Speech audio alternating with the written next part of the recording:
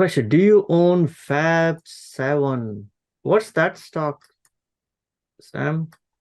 Oh, Fab7? Fabulous 7, the top 7 stocks. Okay. So you know my that magnificent Fab7. Yeah, Fabulous 7. I think that's what it means. Yeah, okay. Uh, uh, Vivek, remember we talked, I think a year ago about Axon? Remember your Yeah, presentation, and I talked to you. I work for the yeah, police department stuff. yes. So there's some good news for the future. So Versatum is one of the companies that many uh, police department use. So Axon is creating a replacement for Versatum, which is in Canada. So this is going to be very big for Axon. Like all my friends we're talking about says Axon might double or triple because of if they go into that field, and then they're gonna take over Versatum and other vendors' functions. So they're gonna be everything integrated. Now you got the software, the hardware, all under one umbrella. So just keep an eye on that. Well, that's great news. So how do you spell the other one? Versatum? Yeah, is it like Versatis? No, it's Versatum. Versterm. They're in Canada. That's one of the top software companies that uses. They have a CAD.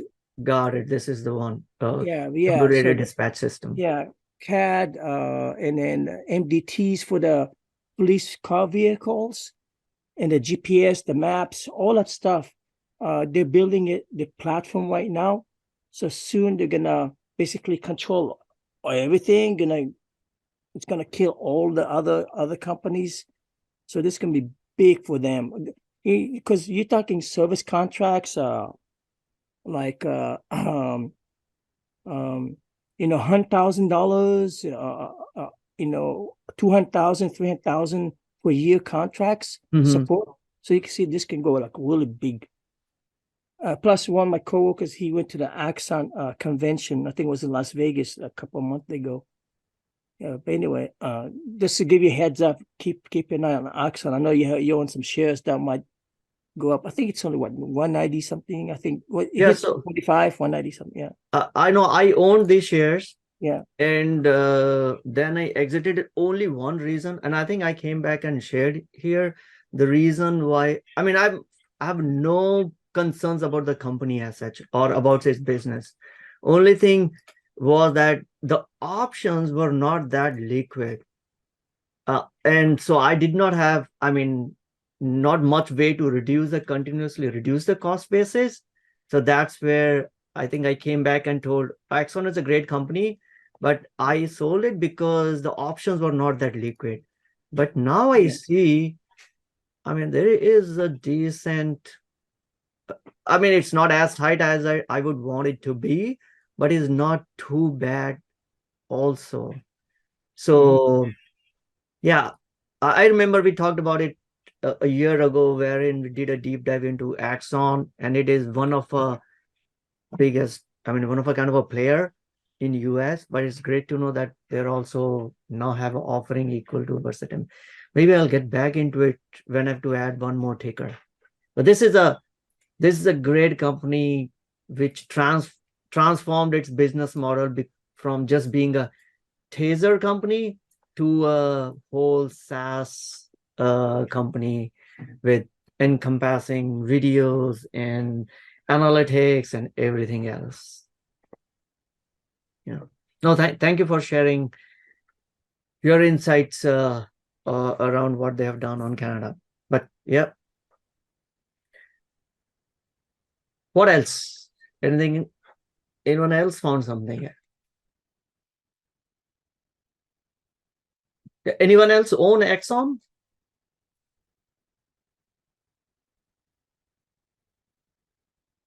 I mean, if you're not actively trying to reduce the cost basis, I mean, this company from business perspective, it's a good company.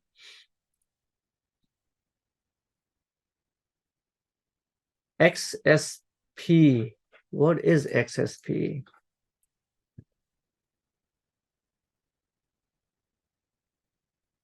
Okay, some new ticker or mini SPX index. Oh, so this is, how is it different from It's 1/10 the size. yeah, but same as the SPY then. Except it gets the tax treatment like SPX. Oh, you And you get that. cannot It's buy the like 1256 shares. contract. Okay, it's basically an index. So you treat it under 1256 contract. Yeah, it's SPX mini. Yeah, mini SPX. No, I never looked at this one, but it's good to know. Something that I can add to my list. The commissions end up being a lot because you have to do 10 times the quantity to match one SPX. No, I mean, for me, it's better because I always have to do a spread on XPX because otherwise the buying power is too much. Now, instead of doing a spread on XPX, I might as well just do this. So I have, let's say, You cannot buy it. You cannot buy it. That's fine. So I have, let's say, naked calls on SPY to reduce the overall delta. But now I would rather use this to reduce the delta if the premium is similar to SPY. So let's look at that. I mean, did you see any differentiation in terms of? It should be the same premium. Yeah. So let's say add the money, you get $5. So this is a good find. I mean, then I don't have to really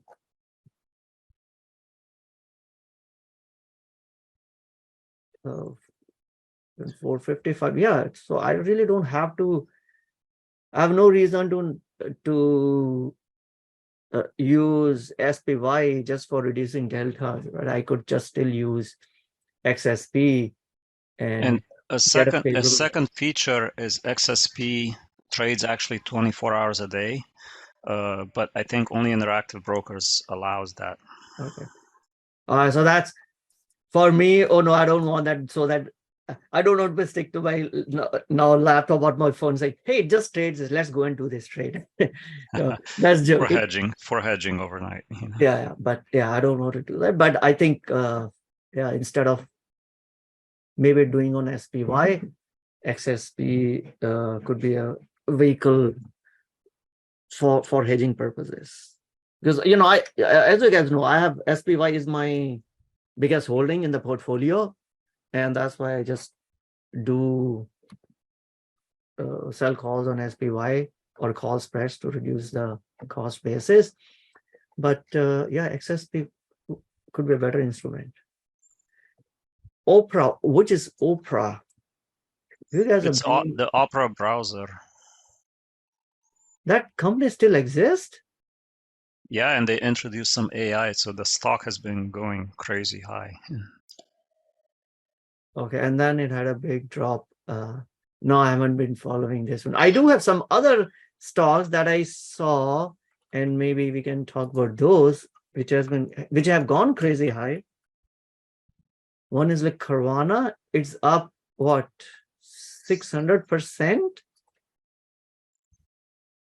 for the year, almost 700% for the year. This probably seems to be the best performing ticker in the market. Carvana at the start of like from $4 to almost $40 or something, 37 or 40. I don't know if the business has changed or is just the craziness that we are seeing in the markets that's been pushing Carvana stocks up. So since we're talking about these stocks, the other one, I think, which some of the other ones are like Redfin is up what, 300%.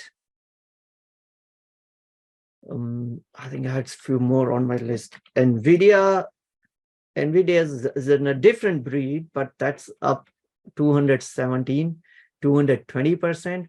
I do have some news to share with you guys on Nvidia. I actually sold some of my Nvidia position. Ooh, maybe I committed a sin here. But I will talk about it, why I took a decision. It was a well thought out decision, not spur of the moment. But and yeah, I will talk about why did I sell off some of my Nvidia position. Okay, which were some other stocks? I think I had a few more similarly stocks. Yeah. Okay, Open. That's Open Door. That's up what 300% for a year. So yeah, some of those craziness is back. Now it's a different matter that even being up 700%, it's still down 90% from wherever it was all-time high in last 3 years. That's a different matter. But up 714% for a year. Carvana, let's look at what about the Redfin. Still down 83%, but it's up 200%, almost 300%.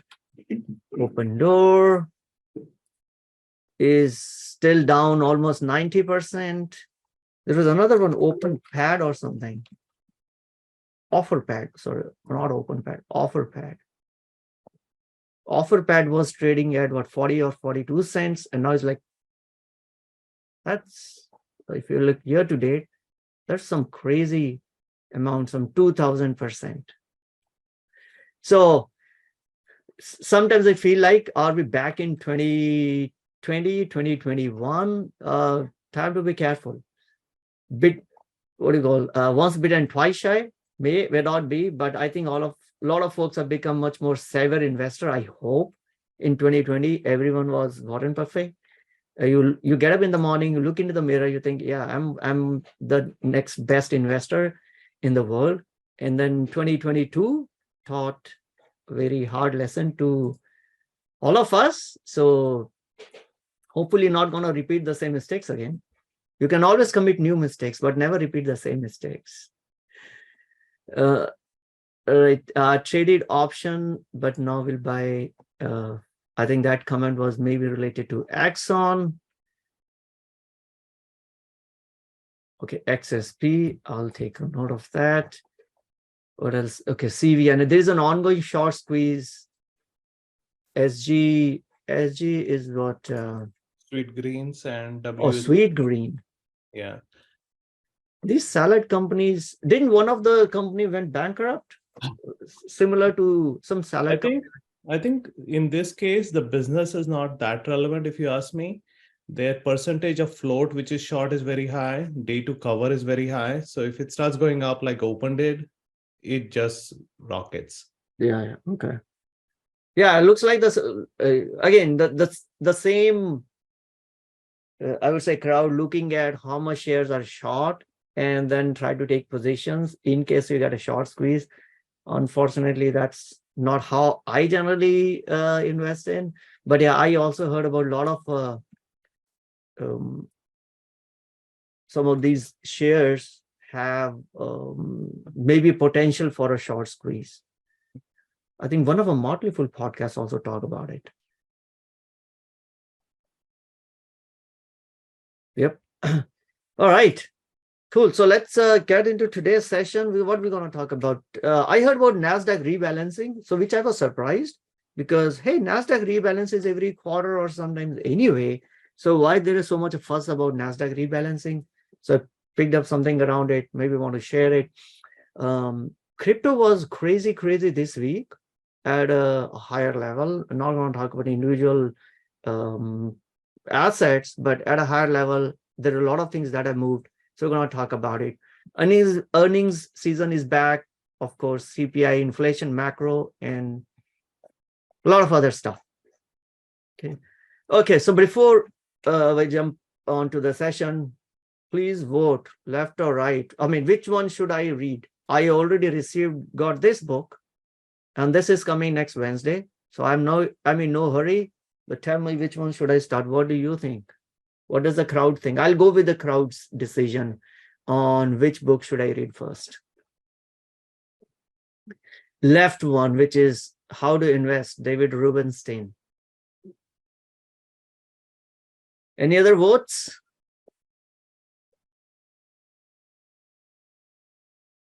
It's a democracy. Then don't later on don't complain that, hey, he's not doing. Vivek isn't talking about the history of bull because you didn't vote for it. Okay, I got 2 votes. Both are saying, hey, let's go with David Rubenstein. So yeah, as and when time permits, I'll start on this book and share what I learned from one of, I think, successful PE founder. Is the co-founder of Carlyle Group. Oh, Rubenstein said 2 years crypto is a must. Okay, I wasn't aware that he made that comment. But now with Larry Fink saying that Bitcoin is what the currency of the world, I don't think the crypto bros will need any more validation though.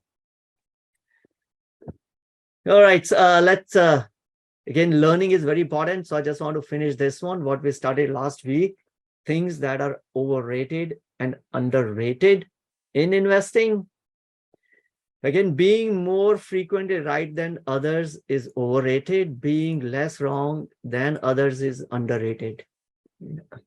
Which is almost equal to saying focusing on the gains or how much can you make in a position, in a stock, in a portfolio is overrated.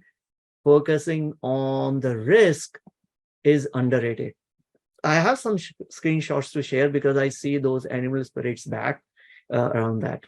Forecasting is overrated. Preparation is underrated. I couldn't agree more because 99% of the forecasters are wrong.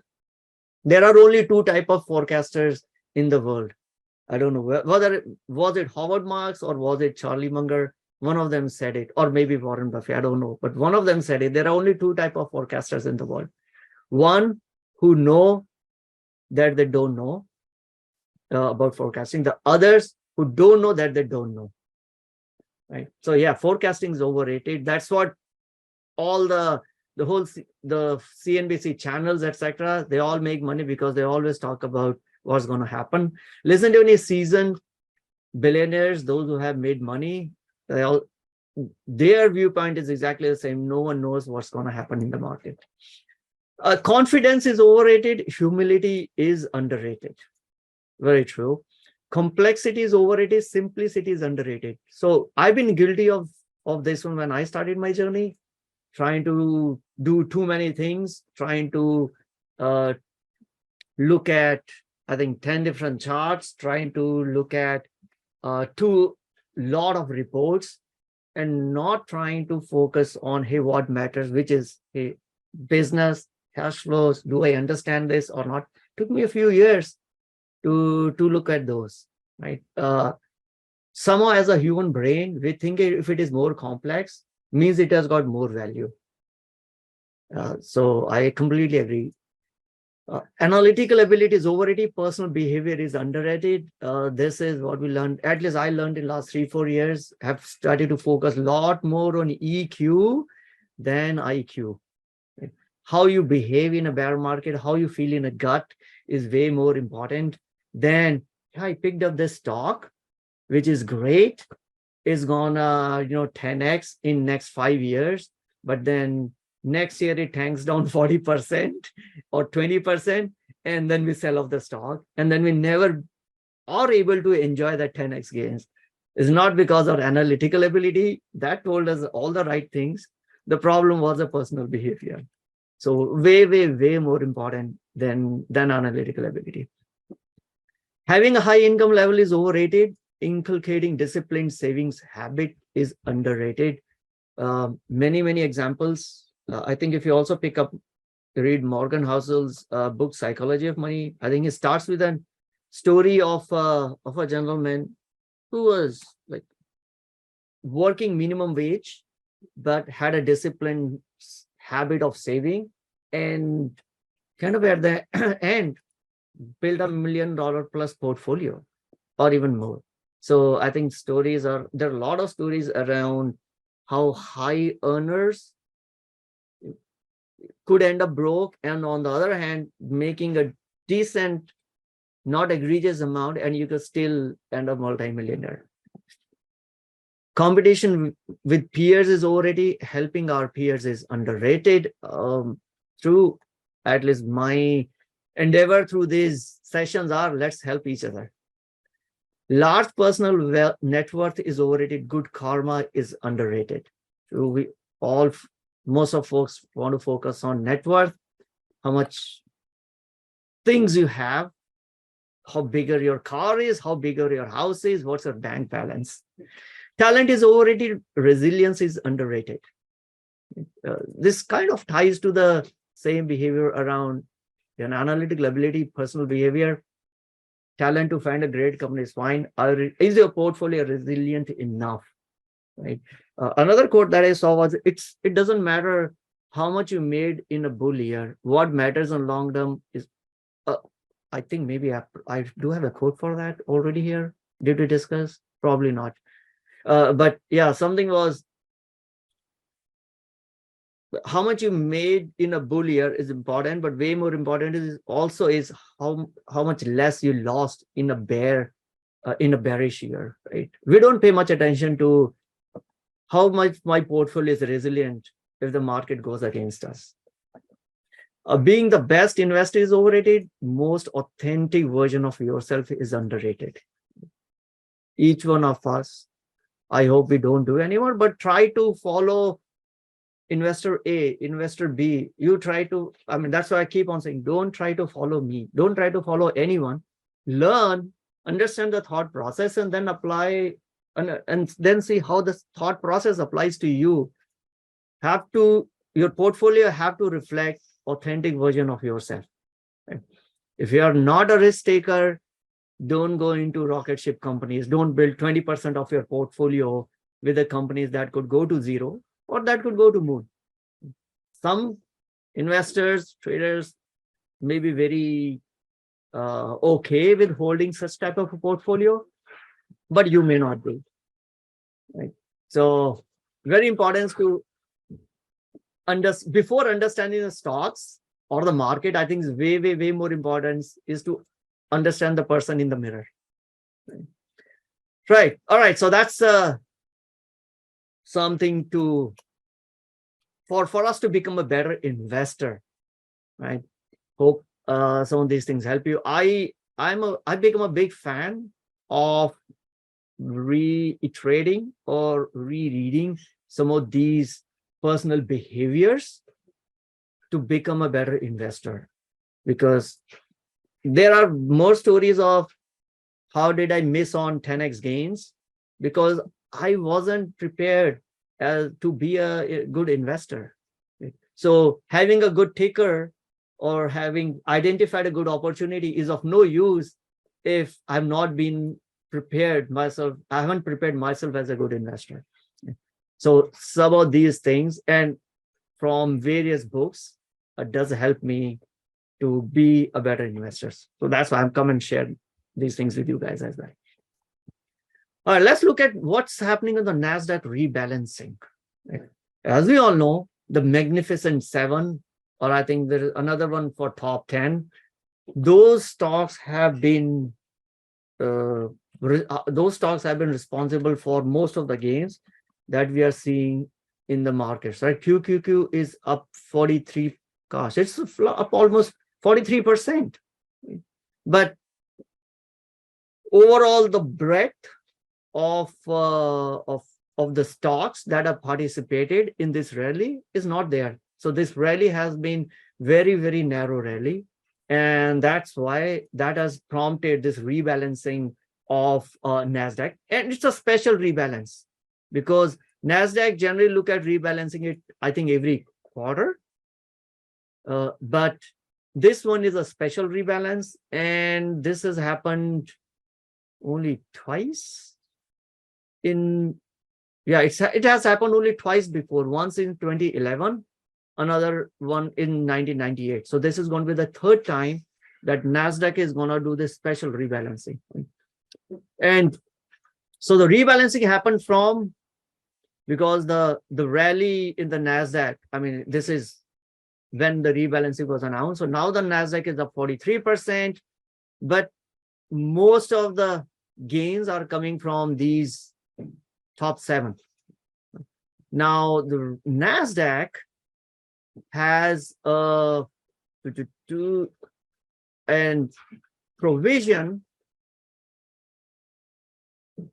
wherein if the aggregate weight of the companies, each having more than 4.5% weight, if it is more than 48%, then they could trigger this special rebalancing. So that's what happened last week is their overall weight became more than 48%. Those 7 or 8 companies, I think, which were having more than 4.5% weightage, it became more than 48%. Now they're gonna rebalance it. So probably they're gonna reduce the weightage of some of these big stocks and bring in other stocks so that the overall weightage of these will be brought down to 38.5%. So the cap, they want to cap it at 40%, and they will bring it down to 38.5%. So this is what has triggered the rebalancing, right? A recent rally in Tesla share has basically pushed that aggregate weight above 48%. So which stocks could see a bump in the weight? Now, Wells Fargo Strategies estimate that Starbucks, Mondelez, Booking Holdings, Gilead Sciences, Intuitive Surgical, Analog Devices, ADP, these may be and again, they don't know it, it's just the estimate that the committee, whichever committee is responsible for the NASDAQ weightage, they could increase the weightage of these companies in the index and reduce the weightage of these companies in the index. Now, so that means it's not 100%, and this was kind of a news for me.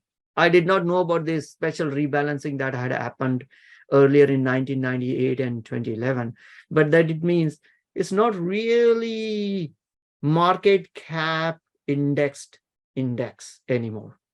So because if it was a market cap index, then they should just let it defined by the market cap of all the holdings of top 100, right? Then it doesn't matter if the top 7 or top 10 have become very concentrated, but now there's a little change over there, so it's not going to be a 100% market cap link. However, I don't see that is going to make a huge change, because I mean they're going to reduce the influence by 10%. So there could be a change in the there's a question. So the NASDAQ level will stay the same. I don't know, maybe the level could stay the same, but the growth or the future change will vary, right? So if the the markets continue to invest in NVIDIA or these, let's say Teslas or this top, which where's the list of that? Yeah, NVIDIA, Amazon, Tesla. Then in future, the impact of these shares moving will be 10% less than what it has been earlier. Number 2 is we should see, because many of the funds that track, let's say QQQ or that track NASDAQ, will just buy based on what's the composition and the weightage of that. This could trigger selling and buying of these shares, right? Maybe little selling in these shares because their weightage has come down, and buying of, I'm not sure if these are the shares, but these are the estimated, or whichever comes out to be, the shares whose weightage is increased, those maybe there could be more buying on those ones from the mutual funds and a lot of other funds which basically mirror or try to match the index. I think that's will be the change. Long term probably won't matter much, but this was an interesting special rebalancing that's happening. So thought I'll share. I wasn't even aware of why the heck they do this, what has caused this special rebalancing. So it's really not 100. So it's kind of it is driven by market cap, but there is a hand of God if things go out of bounds. And I think that out of bounds is 48%. So now the hand of God is coming in. Cool. What else? On the macro side, we saw the CPI numbers. Isn't it now the CPI number is from June? Last year, June is 9%. This year, June is less than 3%. That doesn't mean things have gone cheaper, because it's not deflation, it is still disinflation, right? So things are still expensive, but not becoming expensive at the same rate than what it had been over the last year, right? So, and when these numbers came out, the markets loved it. It's a disinflation theme which boosted the market.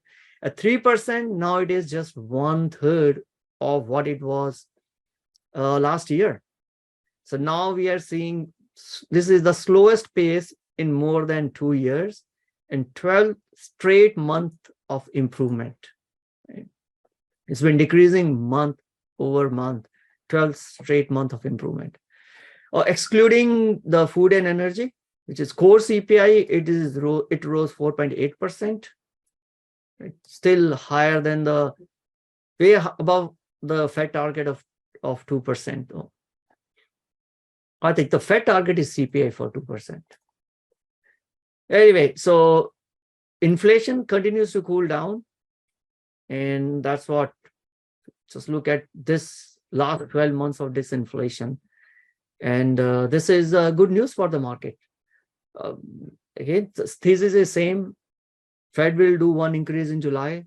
And then the inflation, if continues to go down, they're probably not going to do any more hikes later, right? But S&P is up, what, 17% or maybe more now? SPY, yeah, almost 18%.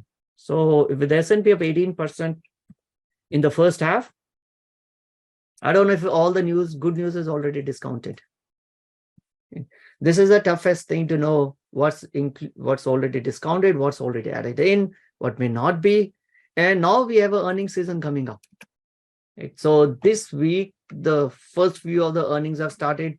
JP Morgan came in. I mean, the earnings season always starts with the financials. So JP Morgan came in, Citi came in, and we didn't see hurricane coming from JP Morgan. If you recall, last year, Jamie Dimon, was it last year or was it earlier this year? When Jamie Dimon told that brace yourself for hurricane, right? When he talked about the US economy. Let me just pull that up. Was it? Yeah, he warned against what he termed as an atomic hurricane. That was last year, almost same time, almost a year ago. He said, brace yourself. And now, but we haven't seen that whole economy crashing, right? We are still waiting. Is it going to be soft recession? Is it going to be hard recession? Or is it going to be no recession? I don't think the reading is out there. Every time we look at, I mean, the main predictor or the best predictor that we could ever had of the recession is our yield curve. So let me just pull up the yield curve. And still, it's been inverted for almost a year, right? Which, if you go back and look, let's say, let's see how much data we can get.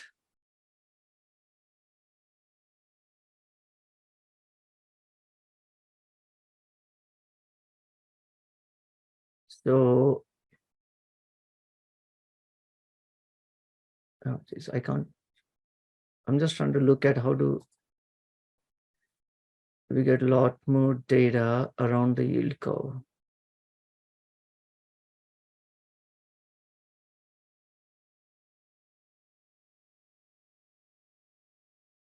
So 2012. So yeah, so so yield curve inverted here. And then we had By recession. that time, market had already crashed though in 2000. I was here. Yeah, so yield curve generally, I mean, the recession generally sets in 6 to 12 months after the yield curve inversion. So that's what market is predicting. Hey, we will have a recession. It's going to be a soft recession, hard recession. What kind of a recession are we expecting? Right? I saw another couple of interesting charts between the earnings and the market movement, right? So the question is now SPY up almost 18%. Is all the future, the good news is already priced in? Because if we look at from an earnings perspective, earning expectation hasn't moved much, but both the valuation and the SPY has already been up 20-25% since the October last year. Similarly, the other one, almost the same chart from a different source, is the PE ratio. While it has been increasing, the EPS, earnings per share, has almost been constant. Right? So I don't know. Is it just optimism in the markets that is driving these prices? Or now earnings may have to follow the prices. And if the earnings don't follow the prices, could the market correct? I mean, that's a theory. And I have no insight into what could happen. But I'm just looking at the data in terms of, hey, what could have been priced in? What's the earnings, how the earnings expectations have changed and how the markets have changed. So it looks like from an earnings perspective, nothing much has changed. But the markets have corrected a lot. So something to keep an eye on. And since the market has corrected a lot this year, you're already seeing, these screenshots are back, right? I'm up 122%. Another few people talking about I'm up like 57%. But what we don't know is, hey guys, these absolute numbers means nothing for us as an investor. It should mean nothing. I mean, we shouldn't be worried about what others make anyway. But what we don't know is what's the amount of a risk that they have taken. Right? One could easily make 100%, but with the risk of losing 100%, right? Not a place where I would want to be.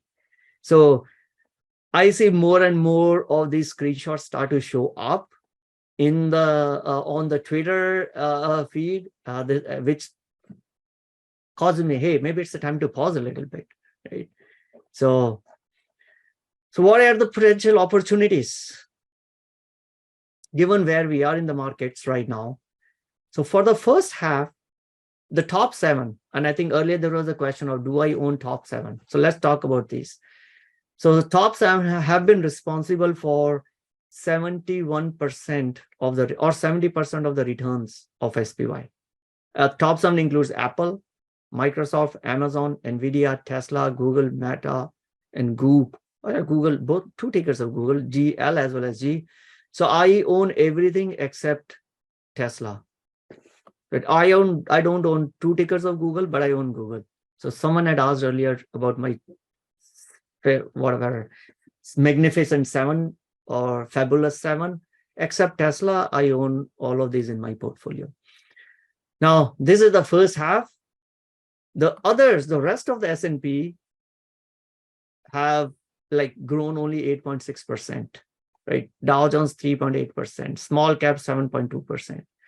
Now, valuation going forward, this is the forward PE. Big 7, 37x. Right? So if I look at NVIDIA current PE is what, 200 or something? Let's pull that out. And this does play into my thesis around why it was a difficult decision, but why I sold some of my NVIDIA position. Yeah, NVIDIA current PE is 236, but you can tell me and say, hey, doesn't mean what the current is, because now they're gonna change the world. It's an AI, so future is gonna be very different from what the past has been. So we should look at a forward. Even the forward P is like 40. It's not cheap even looking at a forward P perspective also. So valuations going forward for the big 7 is still very high, 37x. Rest is small. So maybe broadening of the market participation could start to happen. We start to see this like 3 or 4 weeks ago, wherein the other sectors of the markets that haven't participated just yet started to come up, right? And I was super surprised to see, I was happily surprised that XLI, the industrial, hit their all-time high. And so far, the leadership has been very narrow with a handful of mega cap tech. But beyond this largest 7, the gains have been modest. So maybe some rebalancing won't hurt. So the idea is, should we go out or should we do DCA now in the second half? Shall I sell everything that has worked so far and then move everything into the things that haven't worked? Or shall I do dollar cost averaging, right? Other stats suggest that 80% of the time, if the markets have been, positive in the first half, they are also positive in the second half, right? Again, no predictions, just the numbers. Right? You talk to Tom Lee. I think Tom Lee has been proven right this week. He kind of predicted that market will hit 450 and market just hit near 450. Again, Tom Lee was wrong in 2022. Right? But there are a lot of other analysts who are still predicting that the market has run up too much too soon. Recession will set in. Earnings won't be that great. And there will be a corrections. Or who's going to be right? Even I don't know. But looking at the previous numbers, if the markets have returned 80% of the time, markets have returned positive second half, if the first half was positive. And if that's the case, maybe then going out may not be the best strategy. Maybe do your DCA and allocate, don't over allocate into the stocks that may have worked. Right? Not an advice, but just how you may want to look at to diversify your portfolio. Right?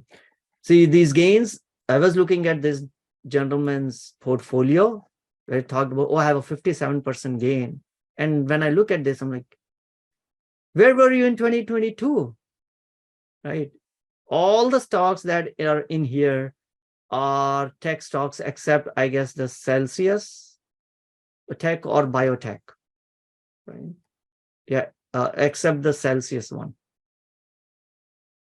Everything else is super growth, which 2022 didn't work.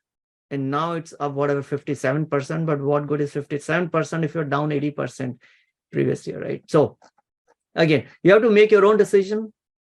But so I'm not going out, a little bit rebalancing, yes. So things that I've learned over the last few years is,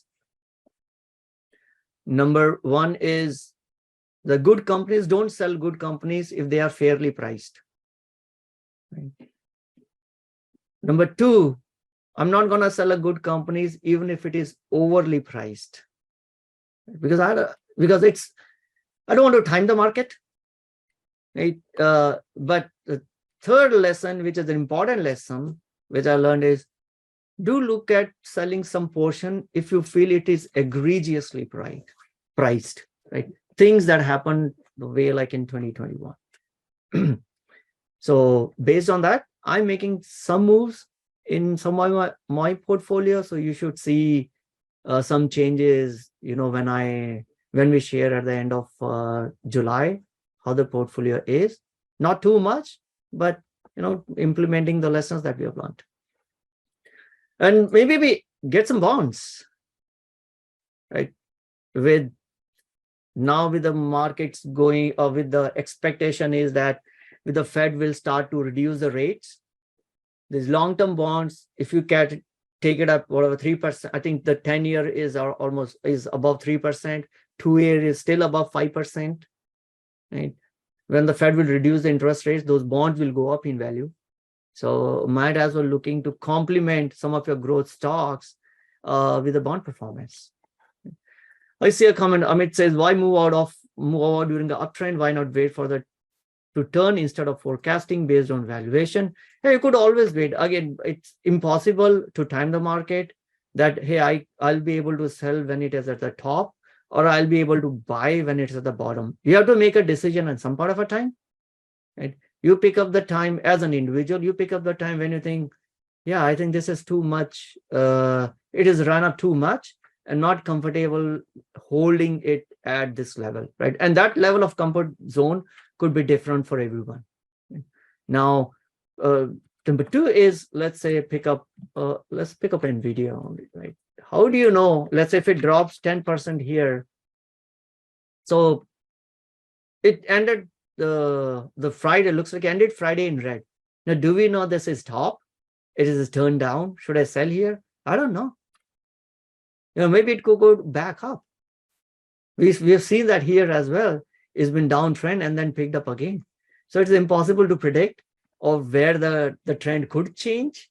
And I don't want to get into that game, but I look at, okay, what's worked for me, help me to sleep well in night and make a decision. And that price point could be different for different people, right? So you have to determine what works for you. But if you look at a long-term performance, this should not be a surprise to anyone. Stocks is the best performing asset. Bonds come later.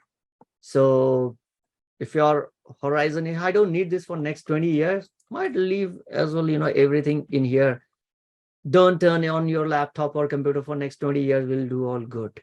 Right? But the question is, if you need something next 2 years, 3 years, that's where in a short term, some adjustments may be required. I have some needs coming in next 3 years, so I have to take a decision. All right, sector-wise, how the sectors did, no change from what's been the theme this year so far. Energy, utilities, healthcare, financials. These are so-called kind of a boring, stable sector. Dividend paying, not too much of a growth. Hey, you're gonna go and eat, you're gonna need your medicines, you'll need to have energy, and you'll continue to pay utility bills, right? Not too big of a change, but this year the whole market has been the growthy stocks, so no change so far. Nasdaq, I can skip this. We already looked at how the market has performed. Overall, the week basis, market did good. Okay, next week, earnings season is starting. So what's on your radar? Things that I'm watching for the next week is, it starts with financials. If you look at, Tuesday, a lot of financials, Bank of America, Morgan Stanley, PNC, Charles Schwab. Then things that I would be keenly watching is what happened to Tesla. Tesla determines the mood in the market. ASML, because ASML is a bigger position in portfolio. Netflix will tell us something about streaming. TSMC. Yep. So back to earnings season. It will be good to see how the earnings show up, and that will determine, where market could go. But something that I don't know if I shared this earlier or not, but last week I shared Shiller's, cyclically adjusted PE ratio. That's what called a CAPE ratio, right? If you're looking at another sign for a recession, maybe CAPE ratio could be 1, right? So let's look at the stats. 1997, 2001, CAPE ratio was 44.19, and then we had a recession. Q3 2018, CAPE ratio was above 30. Again, we had a recession. Q4 2019, the net is wherever we see cap ratio going above 30, that time we do see a little pullback in the markets. Is it going to happen this time? We don't know, right? But just something to keep in mind of is there have been 5 instances since 80-70 where the Shiller PE ratio has topped above 30, and then we had a subsequent bear markets. Right? However, there are caveats that we need to look at. Valuation norms have changed significantly. Right? Now, I mean, PE of 30, PE of 12 and 13 used to be norm in 1970, 1980s. Now the average PE we're looking at is 16, 15, 16. So the valuation norms have changed. Since mid of 1980, information barriers between Wall Street, Main Street has gradually reduced and disappeared. Today, you and I have access to the same information, and thanks to the regulations, we have access to the same information what the mutual funds and the Wall Street firms have, right? So it drives more investor risk taking. SPACs, we saw that in SPACs, we are seeing that in meme stocks, right? And that more risk taking means your PE ratio would stay elevated, right? So 30 now today may not feel as risky as what 30 used to be felt in, let's say, 1980s, right? So with these some caveats, you make your own judgment, but at least 5 times in the past we have seen, whenever 5 times in the past Case-Shiller index has topped 30. Since this is adjusted for inflation, maybe a better one than to use plain PE ratio. Right? 5 times in the past, it's been above 30, which followed market correction. May not happen today. We don't know, but something just keep in mind. Some other thing. Last time we talked about dividends. So I spent some time looking at, I think, JEPI. Right? So if you have a $1 million portfolio, and if you invest in these QQQ, you're basically, this talks about the ticker and the yearly dividend income, right?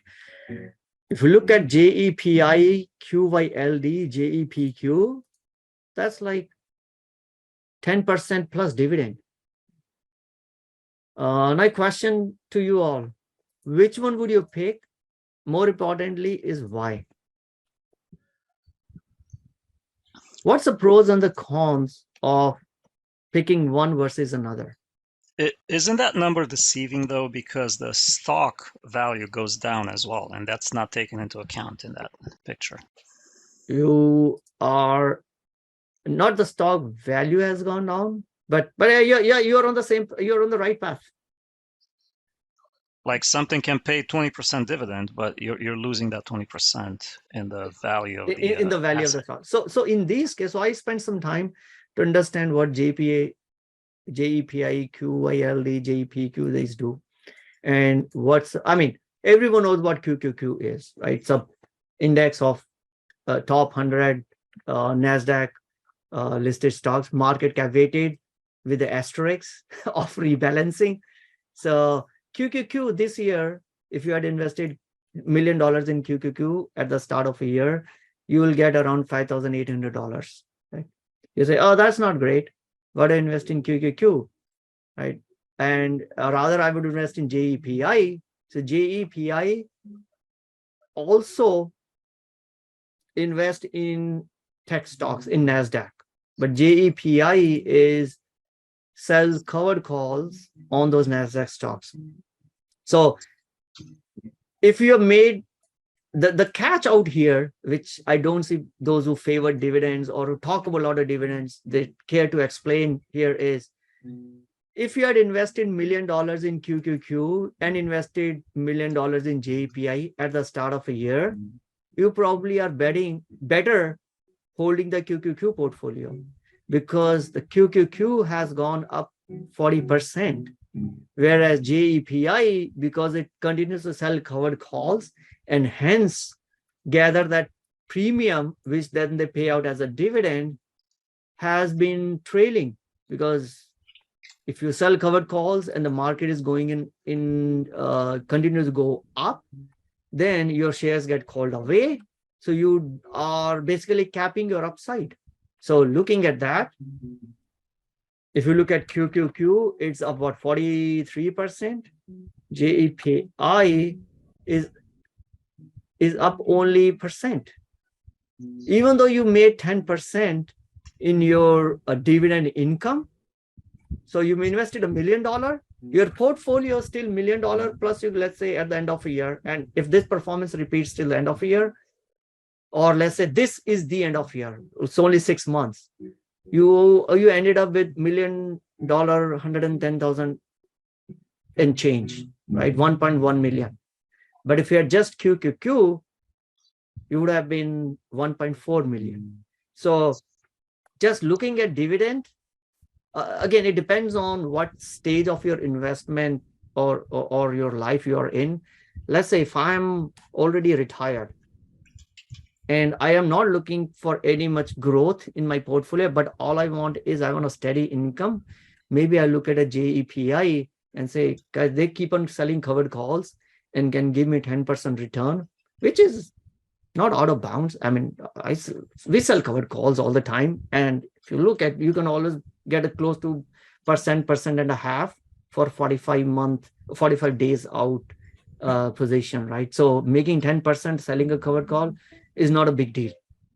But then you capped your overall upside gain. And then all you get rid of a dividend, but the rest of the portfolio is still sitting at $1 million.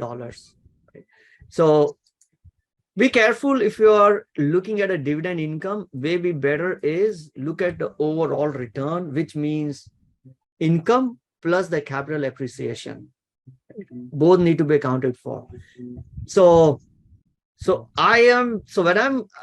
I'm looking at now is my chosen vehicle right now is SCHD, because number one, it's not an egregious dividend payout, dividend yield, which means, hey, if it is paying me 20% dividend, is it really sustainable, right? The dividend yield could be artificially inflated by a lower stock price. And that's a point I forgot who was about to make is it may not paint the real picture because you might lose on the stock. So I don't want to look at that 20% dividend payers, right? But SCHD, or maybe I think we talked about some of those tickers, right? Basically the dividend aristocrats or the good fundamental companies, those who have a nice business and pays some steady dividend. This dividend yield is about 3%, right? JEPI is 10%. But for me, hey, I'm already doing the covered calls and all that. I don't need to focus on doing JEPI. Okay? So my vehicle, which right now and now little bit rebalancing, which I'm doing, is to start building the positions in SCHD, because so far the whole focus in the market have been those top sevens and the related areas in the top sevens, and the other ones which are like financials, healthcare, energy, which are typically dividend payers. Those sectors haven't done well, right? We looked at those sectors are down 5%, 7%. Right? And whenever the rotation could happen, when the market, little bit fear comes in the market, the money generally moves from the growthy stocks to, hey, some of those recession-proof stocks, right? Healthcare is one of those stocks, which is recession-proof. Utilities is a recession-proof. Staples is a recession-proof. So I'm starting to build, starting to add to my positions. I mean, I already had positions in SCHD, started to add little positions on SCHD going forward. Again, not an advice, but something that how I'm trying to build my portfolio. Okay. So you can do whichever works for you. If you need a steady, dandy income, I don't have to worry about growth of a portfolio. Yeah, there are 3 of these: JEPI, QILD, JEPQ. They all are focused on doing covered calls and basically returning the option premium. Right. Cool. The other one is gold. I haven't seen gold do much. But the reason I want to bring up gold is an interesting, I would say, an article from Chicago Fed. I'm not going to go through the article. Is why people buy gold and how does gold behave. One is gold as a protection against inflation. Right? If inflation goes high, people go towards gold. Other one is gold as a hedge against economic catastrophe. The US is the market is gonna crash. Things that we saw in, let's say, 2008 and that time frame. So going back here, for me, I don't think gold has performed as an inflation hedge or as a protection always. And sometimes it does, sometimes it's not. Hedge against economic catastrophe, yes, I think that has been fairly, if you look at the chart, that's been fairly tracking nicely, is whenever we have concerns about economy, the gold tends to go higher. Right? And this basically tracks the pessimistic expectations and then the gold prices. Third is gold as a reflection of interest rates. Right? And now with the interest rates going low, that also I think it's been tracked okay, except things that have changed after 2005 or 2010. Gold prices started to increase, and then while the interest rates either decrease or remain steadily constant. But as you guys know, gold is one of my top 10 in my portfolio. I'm really thinking about it. Does it even deserve to be in top 10? So I started building gold positions years ago when I started my portfolio with just ETFs, right? I wasn't really very active in the market. So then you don't want to build up positions into just stock positions and all that. So I started with pick some SPY, pick some QQQ, energy ETF, this ETF, precious metal ETF, which was GLD. Now with, as we learn more and more about market, I'm just thinking, does gold deserve to be in top 10 of my holdings, or should I do something about it? I see a comment, Ramesh says, heard some of the countries are returning to gold-backed currency like we had for dollars. The BRICS have decided to, but the question is, we talked about it last week. Question is, how are you going to put a faith that those countries are printing the money based on what they hold in gold? Right? We don't know how much US held in gold. Right? So are you going to believe when Russia says they have X tons of gold and hence the ruble is backed by gold? Or are we going to believe China? I don't know. So I think that's an interesting thought, that these BRICS countries have decided that they want to back their currency with gold. But I think we need more adoption around it. Might as well hold for 18 months, sell in 2025. Yeah, I'll continue to do my covered calls against it and see, reduce the cost basis. I guess that's all I can do, because eventually I think gold is same as and I shouldn't utter the word, but let me say it, as similar as a Bitcoin, which is it doesn't produce anything, but its price is based on what someone else is ready to give to you, right? There is no economic growth that gold does, or let's say so far the Bitcoin use case does. So it's only based on, hey, someone else thinks that gold might become more valuable in future based on certain criteria, and hence they'll be able to pay you. It says about your doubt that to deposit a new common central bank. Yeah, I know this BRICS have come up with their another central bank, but should we put faith in that? I don't know. Within the BRICS country, yeah. it might work. And that's not a news that would discount 100%, because BRICS overall GDP is even higher than our G7s, right? So it is a big force to reckon with. Yeah, I guess I'll hold for some time and do my covered call or call spreads. That's what I've been doing it over last year or two. So that's on gold. Fear and greed index, market continue to stay in the greed zone, so little cautious is warranted. Don't get into FOMO.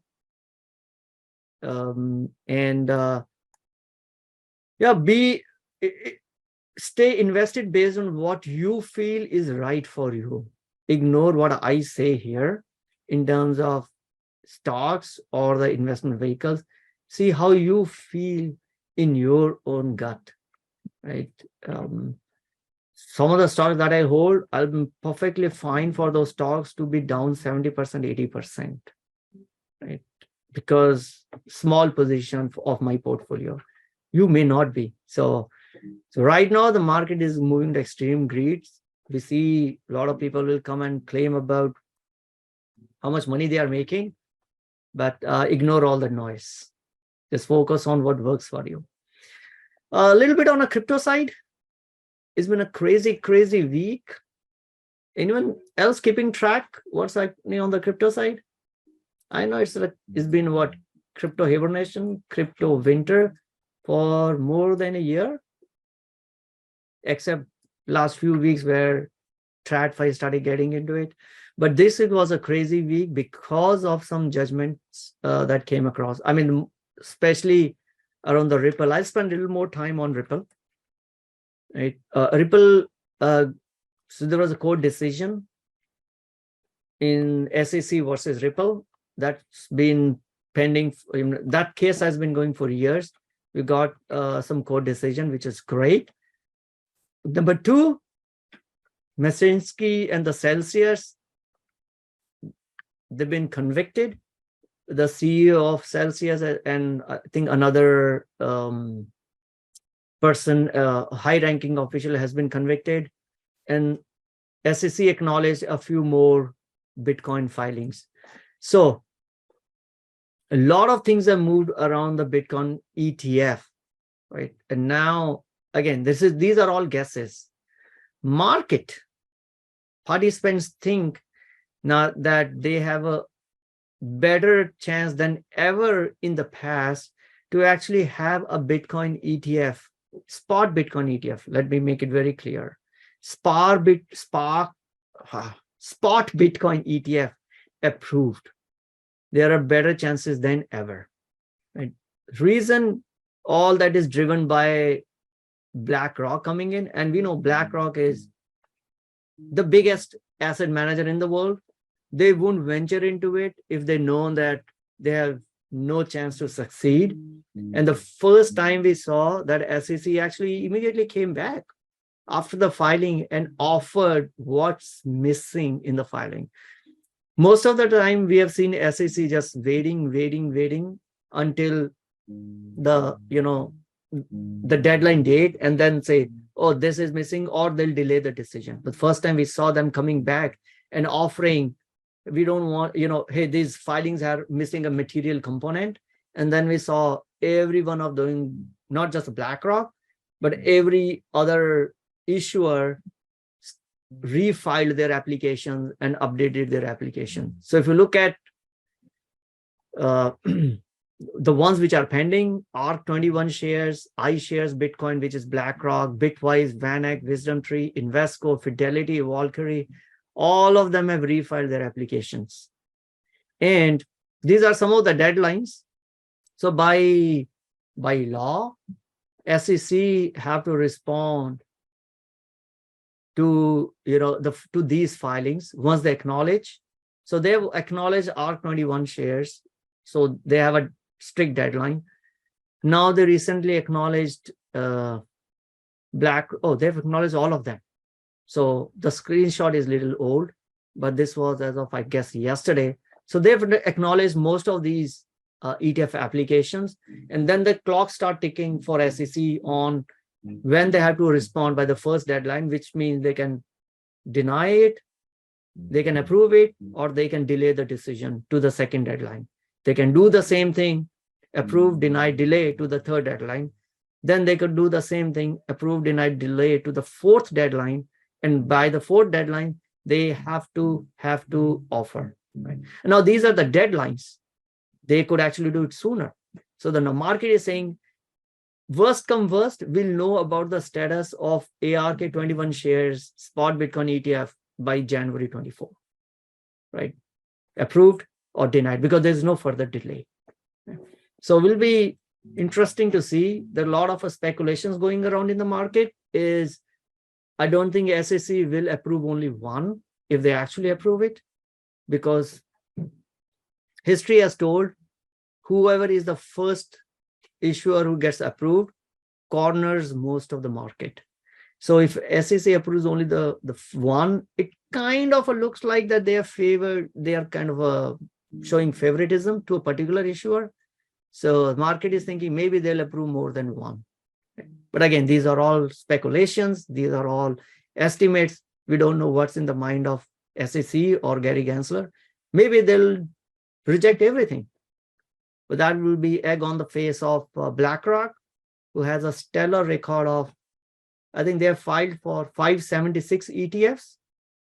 Only one of the ETF have got rejected because that ETF had a provision saying it won't be transparent.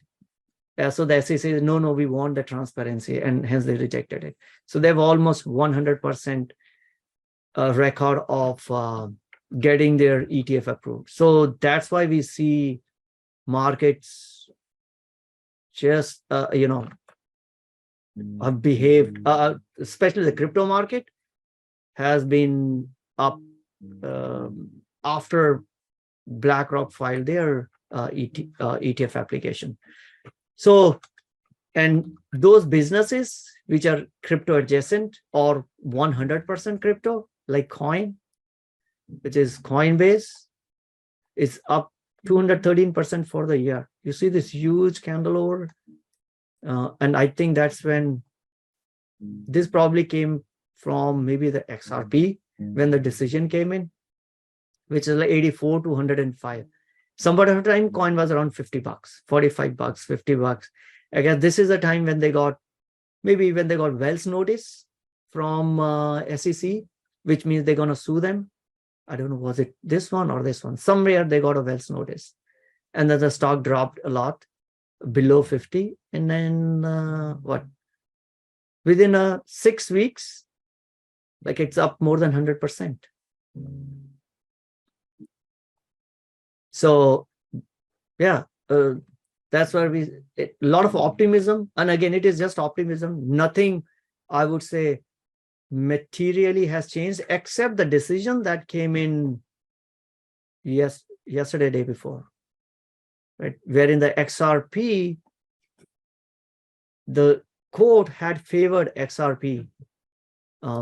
Mostly, let me put it mostly. One of the decision was against XRP, but mostly the decision was in favor of Ripple. And then we see XRP coin jumping up whatever percent, right? Doesn't really matter.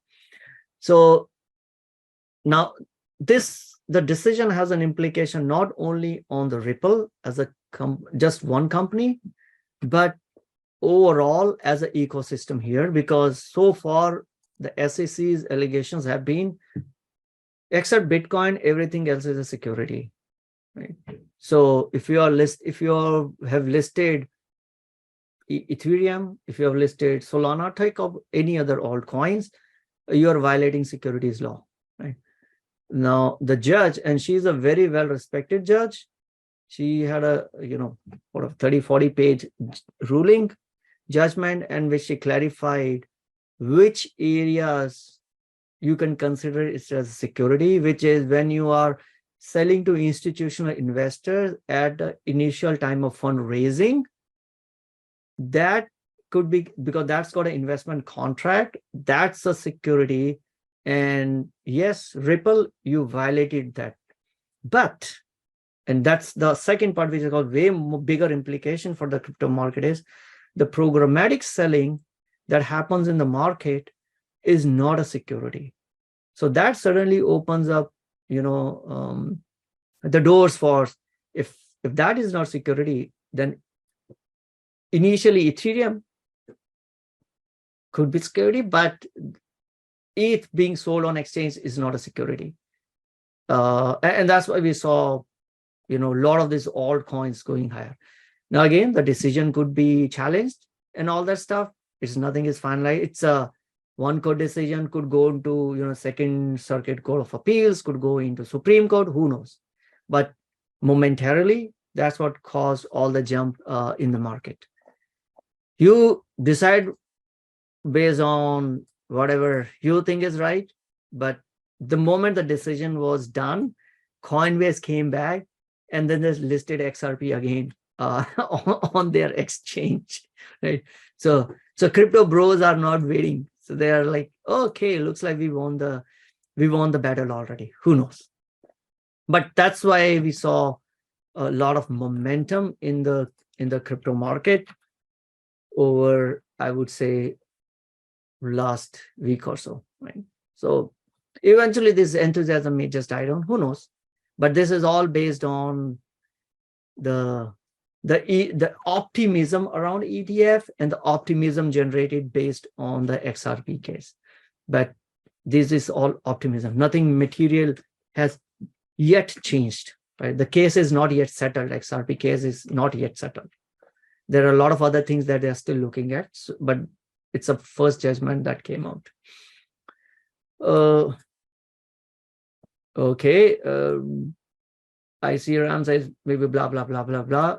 It's fine. I do want to bring up everything which is there. Some people are interested, some not, but this was I would say, a big decision that came out. Do you hold any cryptocurrency? I do hold 20-year, what do you call it, as a 20-year horizon. So that's on the crypto market. A lot of, I would say, stuff happened. Okay. When it comes to the stocks, last question, what did I buy and sell? I bought Mercado Libre. Reason is, hey, market sometimes give you opportunities temporarily. And if you recall, way back in April, I had my covered call spread on the Mercado Libre was a sign. So I had to sell some shares. And since then, I've every month I've been selling, Iron Condor. So this time Bank of America came and told they kind of downgraded their target price for Mercado Libre from $1,700 to $1,400. And then the shares fell down 7%. So I got some opportunity to buy those shares at like less than $1,100. Last time I'm like, okay, it got called away. I had to sell it at 1,300. Let's replenish the portfolio. Still bullish long term. So bought some of that.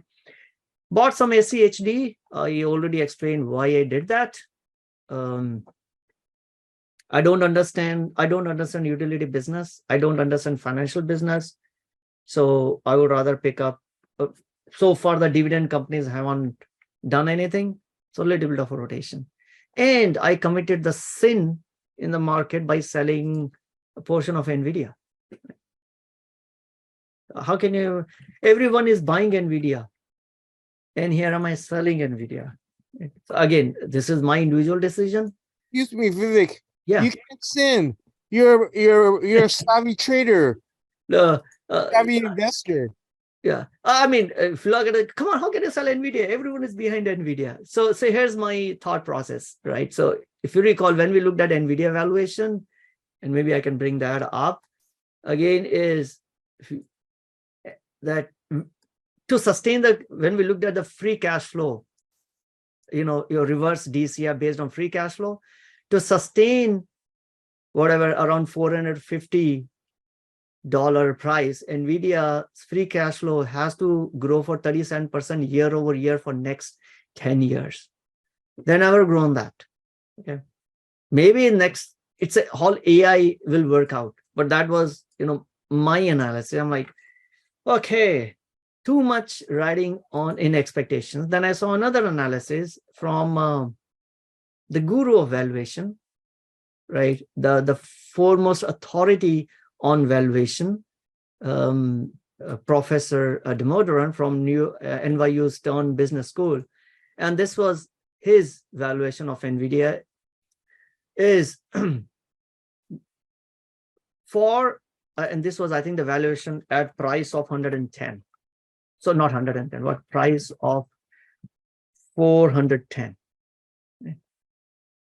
For the price of 410, the current price of 410, next 10 years,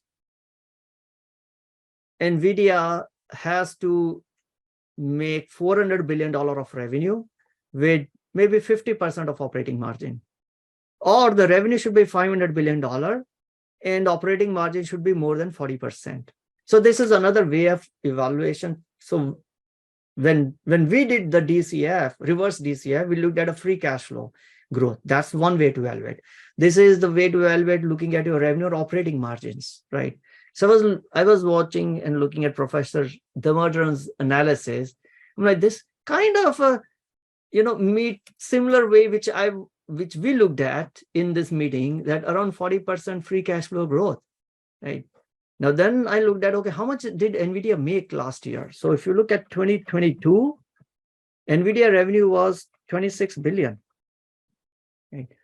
In next 10 years, could they make $400 billion? It's like growing by 20x, right? 2023 Q1, NVIDIA made, I guess, 7 billion. Did I get that right? Right, Finviz will tell us. I don't have to remember everything.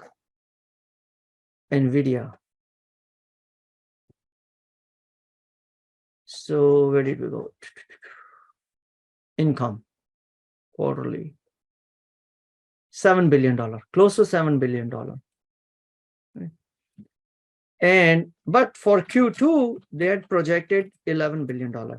Right? That's where everyone was like, oh, I want to buy NVIDIA because they blew the expectations through the roof. Let's give them a doubt saying $11 billion and they continue this for the whole year. That's an annual run rate of around $45 billion. Now, could they become 10x and ride this whole wave in the next 10 years? Still a tall order, I guess. So that's the reason when I was looking at our own analysis and also looking at professors' analysis and being the cognizant of the fact that markets can continue to stay irrational for way long. The valuation could get stressed and stay crazy for way long, what we might think. But two is the AI is next big thing. I get it. But is it gonna, will the real players come out 2 years later, 3 years later? Or right now have you everything decided about how the AI is going to work, and hence NVIDIA has been accorded the valuation it has been? Right? Difficult to put any, I would say, clear values around these, right? I don't know, maybe they could make $400 billion, even though it's a tall order. So I also want to make sure that I don't have the seller remorse. So I decided to cut down with my NVIDIA positions by half. That means I got back whatever I invested in NVIDIA and more, and I'm still holding half of my position, right? So if craziness continue to go in the market, I'll enjoy. If the market corrects the way I thought it should, then I'll get an opportunity to buy NVIDIA at a lower cost basis. So I'm like, I think selling some portion, half of my portfolio, puts me in a position which is kind of a no loss position. And hence I took a decision. So I sold off half of my NVIDIA position. So NVIDIA, I'm still bullish about the company. Don't get me wrong, there's nothing wrong with NVIDIA as a company. They have a lot of ground ahead of them. They have a lot of opportunity that they can capture, but just that it's right now, to me, it looks like it's an egregiously priced. It's not overpriced. I still hold companies if are overpriced, but right now, to me, it looks like egregiously priced. And if I'm wrong, it's fine. It's better because I still have half my portfolio. I'll be here to enjoy the gains if I turn out to be wrong, right? So that's why I made a decision to sell my shares at $425, right? Half of my portfolio at 425.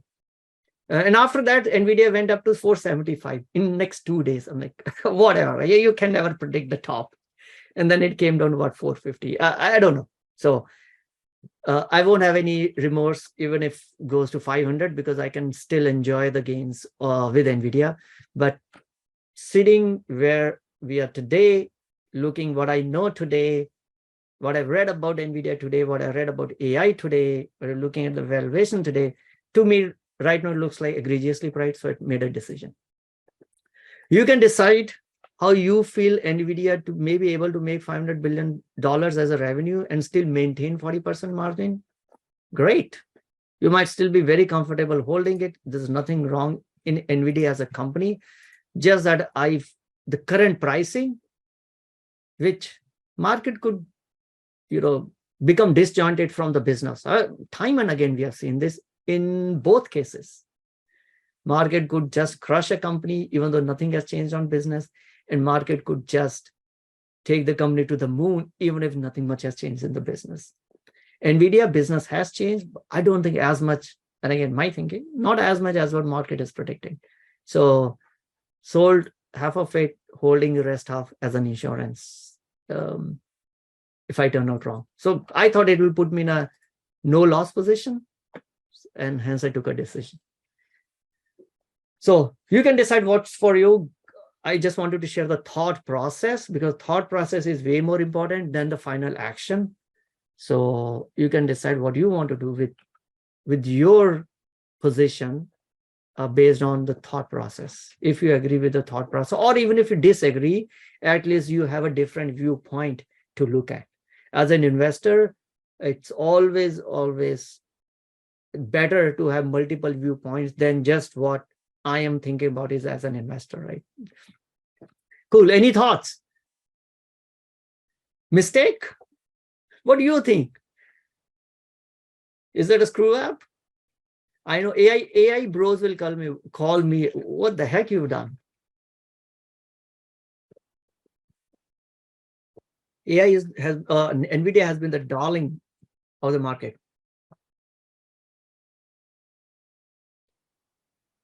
What's PE used for this valuation? So what I can do, Vivek, people say get out the top 7 are overvalued. Yeah. Again, I still hold Google. It's overvalued. It's fine. Probably some of them are not egregiously valued. I think NVIDIA I found as an egregiously valued. That's why I sold half my position in NVIDIA. I don't do this very often, right? I don't want to sell my stocks just because, hey, this has been overpriced. But I think one lesson which I learned is find out if it is egregiously priced. And for NVIDIA, I think that maybe. And after I did the reverse DCF, and I'm just sharing a link on a YouTube. I got to, this is the about 40-minute video, 50-minute video, 45-minute video from Professor Ashok talking about NVIDIA valuation. Sorry, there was a question. Sorry, I unmuted while clicking the link. Apologies. Okay, no worries. Okay. Yeah, so you can go through this all. I just took one screenshot from this presentation. Okay. But anyway, earlier also I was like, when we did a DCF, I think 2 or 3 weeks ago, the seed was sown in my mind during that, saying, gosh, it needs too much of a continuous growth for next 10 years, looking at a free cash flow, right? And if AI is going to be the thing, I don't know how much of free cash flow will they continue to generate. So kind of seed was sown, And then I started looking at, more valuations around NVIDIA and came across Professor Damodaran's this one, which kind of then cemented saying, I'm going to take half. And in fact, the professor also has done the same thing. So even the guru of valuation can never be sure of how market will react, right? So forget about me, right? I'm just a normal retail investor. Even his point of view of same, he says, we don't know what the market will do. So he's selling half. I mean, yeah, I'll sell half. If craziness continues, that's fine. I'll still be there to benefit for the rest of half. Right. Cool.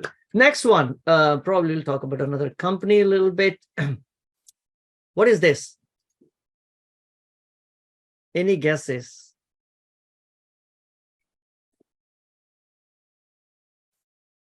What is it? This is, of course, a machine. It's looks to be very complicated. Okay, some hint. We talked about this company, and probably I've shared this picture before, and I'll give you the reason of why I'm sharing it again. Kodak, no, Jay. Kodak is already dead. We're talking about a company which is well and alive and investable, and at least I hold in my portfolio.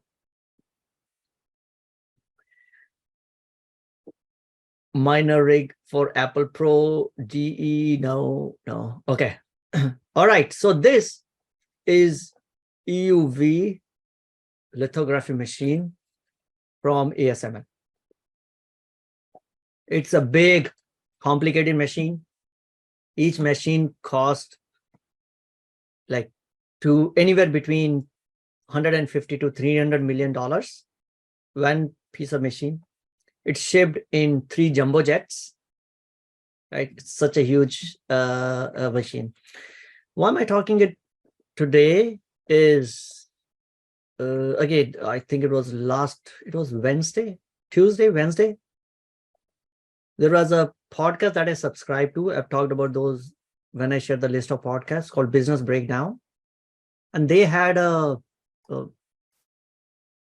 person from Baillie Gifford's funds who talked about ASML. And it was, I mean, of course, I've talked about ASML multiple times, but then again, he did a wonderful job of trying to explain how complicated this process is. And I just want to share that with you. And then why this company is one of the most important companies in the world, right? So what is this whole big complicated machine that we saw is extreme ultraviolet lithography machine, right? That's the most important machine I would say most important machine on the earth, because this is needed to make cell phones, iPhones. This is needed to make all the high-end chips. And this is, the chips that are used on high-end devices, the smaller chips, the nanometer chips. And that's the only one machine, not one machine, but only one company that makes this machine.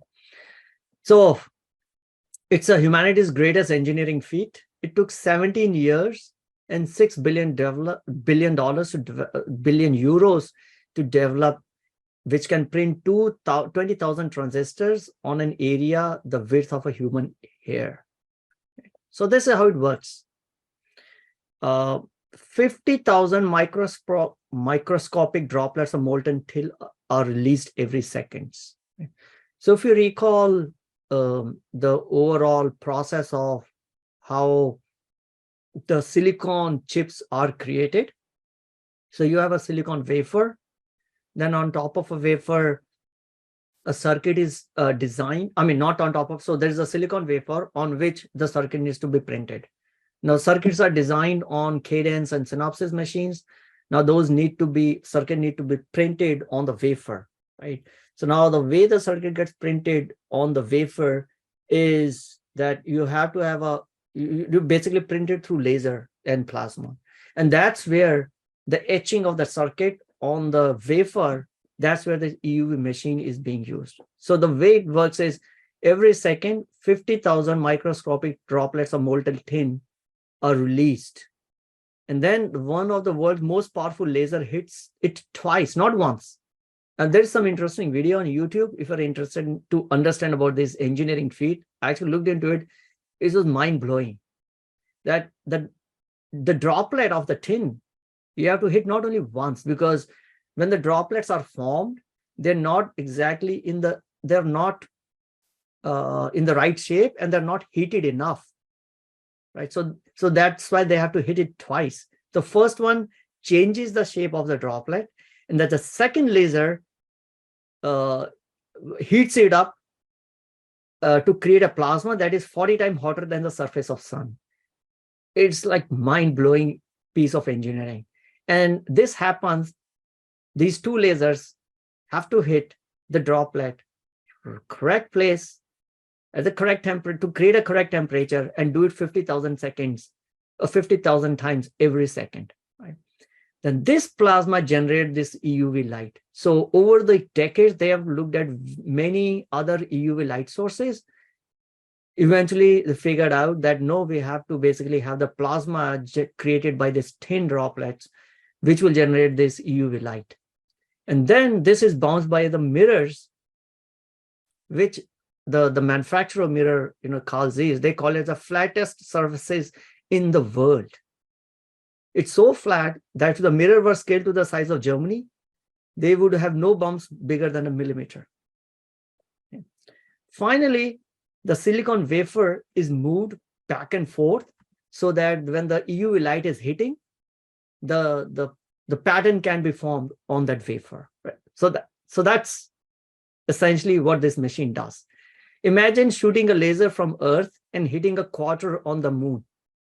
That's how the lasers have to be precise, right?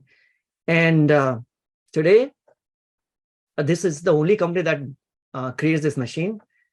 And there's a lot of other, I would say, interesting tidbits in the podcast around this company. This company was once considered as a broken child of Philips. So they kind of this, what do you call, if you have to show someone out of the door, you give them the projects, those are, going nowhere. So that's what Philips used to do. So they used to transfer people to this, they actually had a small, I would say like a container kind of an office in a small wooden office outside the main Philips building, because those were the discarded child of Philips. And they used to tell people, you are no good for nothing, if you don't do a good job, we'll send you to that division of Philips. And of course, now it's a history, right? From there, they spent 17, 20 years to perfect it. And I was surprised that these EUV machines, first, they actually came in 2019. It's not been around for that long. So pretty interesting stuff to watch or to listen to, I would say. Get a hold of that podcast. It's on, let me give you the name. It's a business breakdown. Probably I'll have a link. Hold on, I'll share the link. Again, don't listen to what I say, make your own conviction.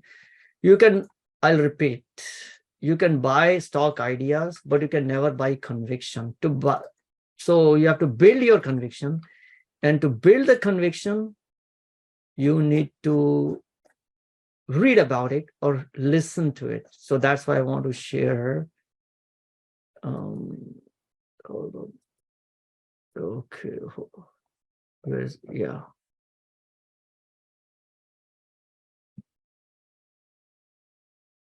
I want to share this with you so that it helps you to build your conviction.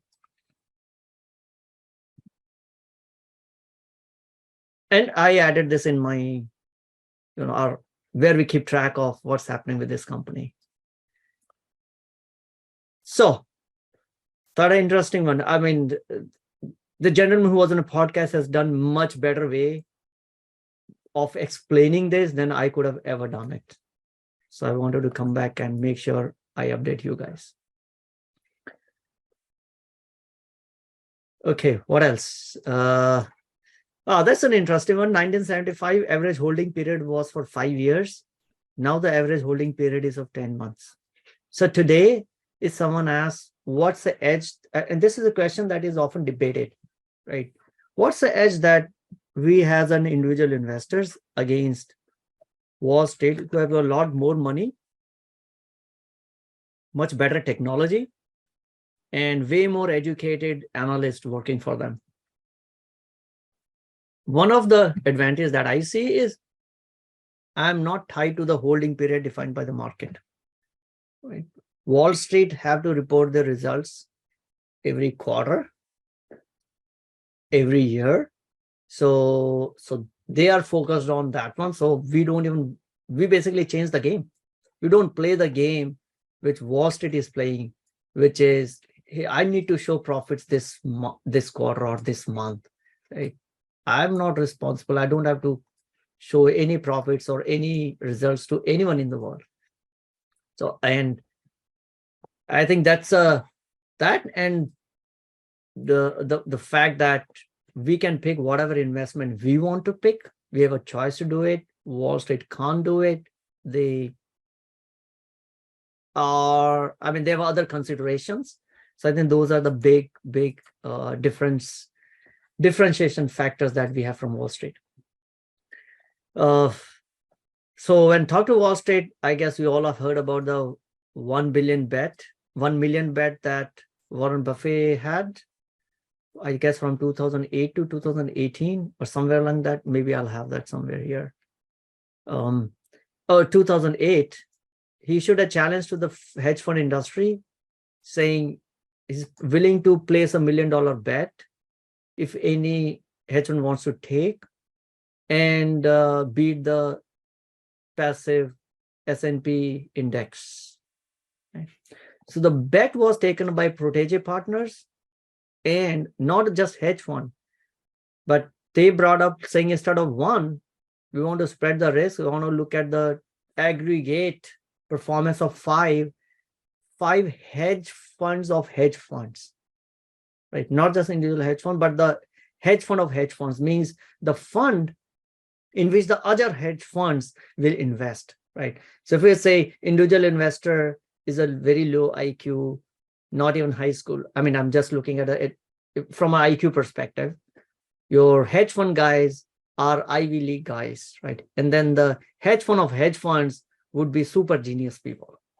So he picked up 5 hedge funds of hedge funds and said, we're going to compare the performance of those funds rather than putting all eggs in one fund or all the bet against one fund, and say, we want to do against these 5. And then I think they already conceded defeat before the contest was over. They say, for all intent purposes, the game is over. I lost. So again, this is the edge for us as a retail investor. We don't have to do anything stupid. Even if just focus on doing S&P 500 over long term, we will still be okay than 80% of the Wall Street firms. So that was an interesting one. I saw a chart. I knew about this bet, but I did not know about the details of this bet. So when I got across it, I thought, maybe, you know what, I'll share. So year 9 cumulative returns was 85%.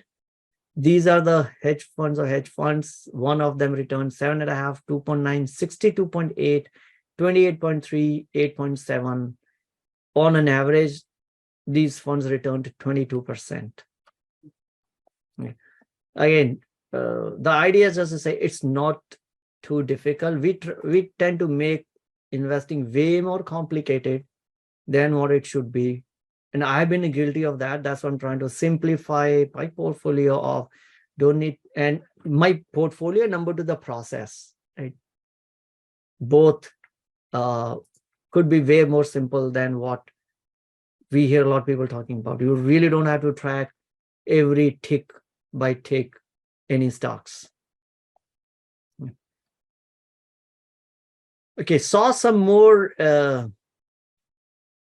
action on the ad tech companies. If you look at Trade Desk, things like Trade Desk, Unity, they all have been suddenly blowing up. I mean, have had a good performance. If we look, Trade Desk is up 100% for the year. Unity is up 67% for the year. We're seeing, I think Roku had some good days. It's up 82% for the year. So a lot of money going back, into some of these ad tech stocks. Another share. Last one.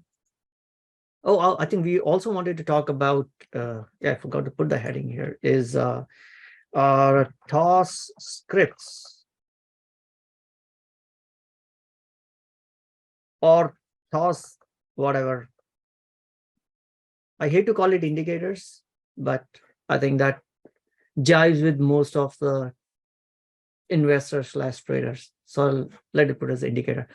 So we'll come back to that. I just want to look at all the things that are happening with AI. I don't think the AI battle has been won just yet. There are a lot of interesting companies which are in non-public domain for AI. Just want to share some of those names. OpenAI, we already know. The way to play OpenAI is Microsoft. The other one is Stability AI. So what does Stability AI does? It does an image generator. Again, this is, you can type the text, it will create an image for you. So that's Stability AI. Third one is text to video tools, Runway. Now that reminds me something which my daughter messaged me saying, Dad, Hollywood is shut down. So few weeks ago, or maybe a month ago, writers were on strike, and looks like this week, even the Actors Guild, they went on strike. For what? Protest against the use of AI, because they know the day is not far away when the studios will start making scripts, will start using these AI tools to write the scripts for the movies. And number two is probably that day is not too far away, maybe a few years, that when you can feed 15 minutes of a video of a 15 minutes clipping of a movie of Tom Cruise, Mission Impossible latest, the latest one, or let's say Top Gun Maverick, and have AI generate a script for Top Gun Maverick 2, and also create a video after watching few clippings of Tom Cruise, and it will be able to do it. And I think the Hollywood industry understands it, and that's why they have been protesting against these use of these tools. So Runway is one which is text to video tools. You can link using Replit, you can link the text generator, the script generator, feed it into Runway, it will create a videos for you. Hugging Face has been in news lately because of they have an open source repository for AI models. So a lot of these AI companies are actually using models through Hugging Face. Yesterday, I was talking to one of my ex-colleagues who is in Amazon, and again, I don't think he shared anything which will put him in trouble. So we were just talking about it, this whole generative AI. And so he was jokingly saying, this time, anytime I put a proposal or bring some document out, everything that's first, where is AI in this, right? So Amazon also going big into AI. Obviously, they're all saying, hey, the AI companies, we have a lot of dollars, come and spend on AWS, right? We'll help you run all your models, or we'll have the models ready for you. Cohere is a natural language processing models for business, right? So you can use Cohere to create chatbots, search, and other products. It's already valued heavily. What's the valuation? It's $2 billion valuation already, and they're looking to raise more cash at a valuation of $6 billion. Anthropic. So Anthropic is from, I think, a lot of it's a, what I say, competitor of OpenAI. So these are like two competitors. So Anthropic has got good investment from Google. So they, so like OpenAI has got ChatGPT, Anthropic has got Claude. So it builds itself as an AI company focused on cautious development. All services are meant to be as safe as possible. Founded in 2021 by former OpenAI staffers. Right? So they had their first chatbot was available in March. Among other uses, it can found on Slack, providing summary of threads, answering questions. That's great. Character.ai, which is build your own chatbots. So this allows users to create chatbots that assume different characters. So if I need to talk to Steve Jobs, I kind of use this and create a chatbot which will replicate Steve Jobs. Midjourney is an image generation tool, have been in news for long. I think they released a newer version, which people say is mind-blowing. I think version 5. I haven't used it, but that's what I saw on the Twitter feed, the Midjourney. And the final one is, I guess, Scale AI, which is for AI training. So training an AI model requires a lot of labeled data, right? So they basically provide the infrastructure to label the text, images, data, and help to train the AI models, right? Eventually, at the end of the day, AI model is as good as it's how it has been trained. So Alexander Bank raised $600 million. Current valuation is $7.3 billion.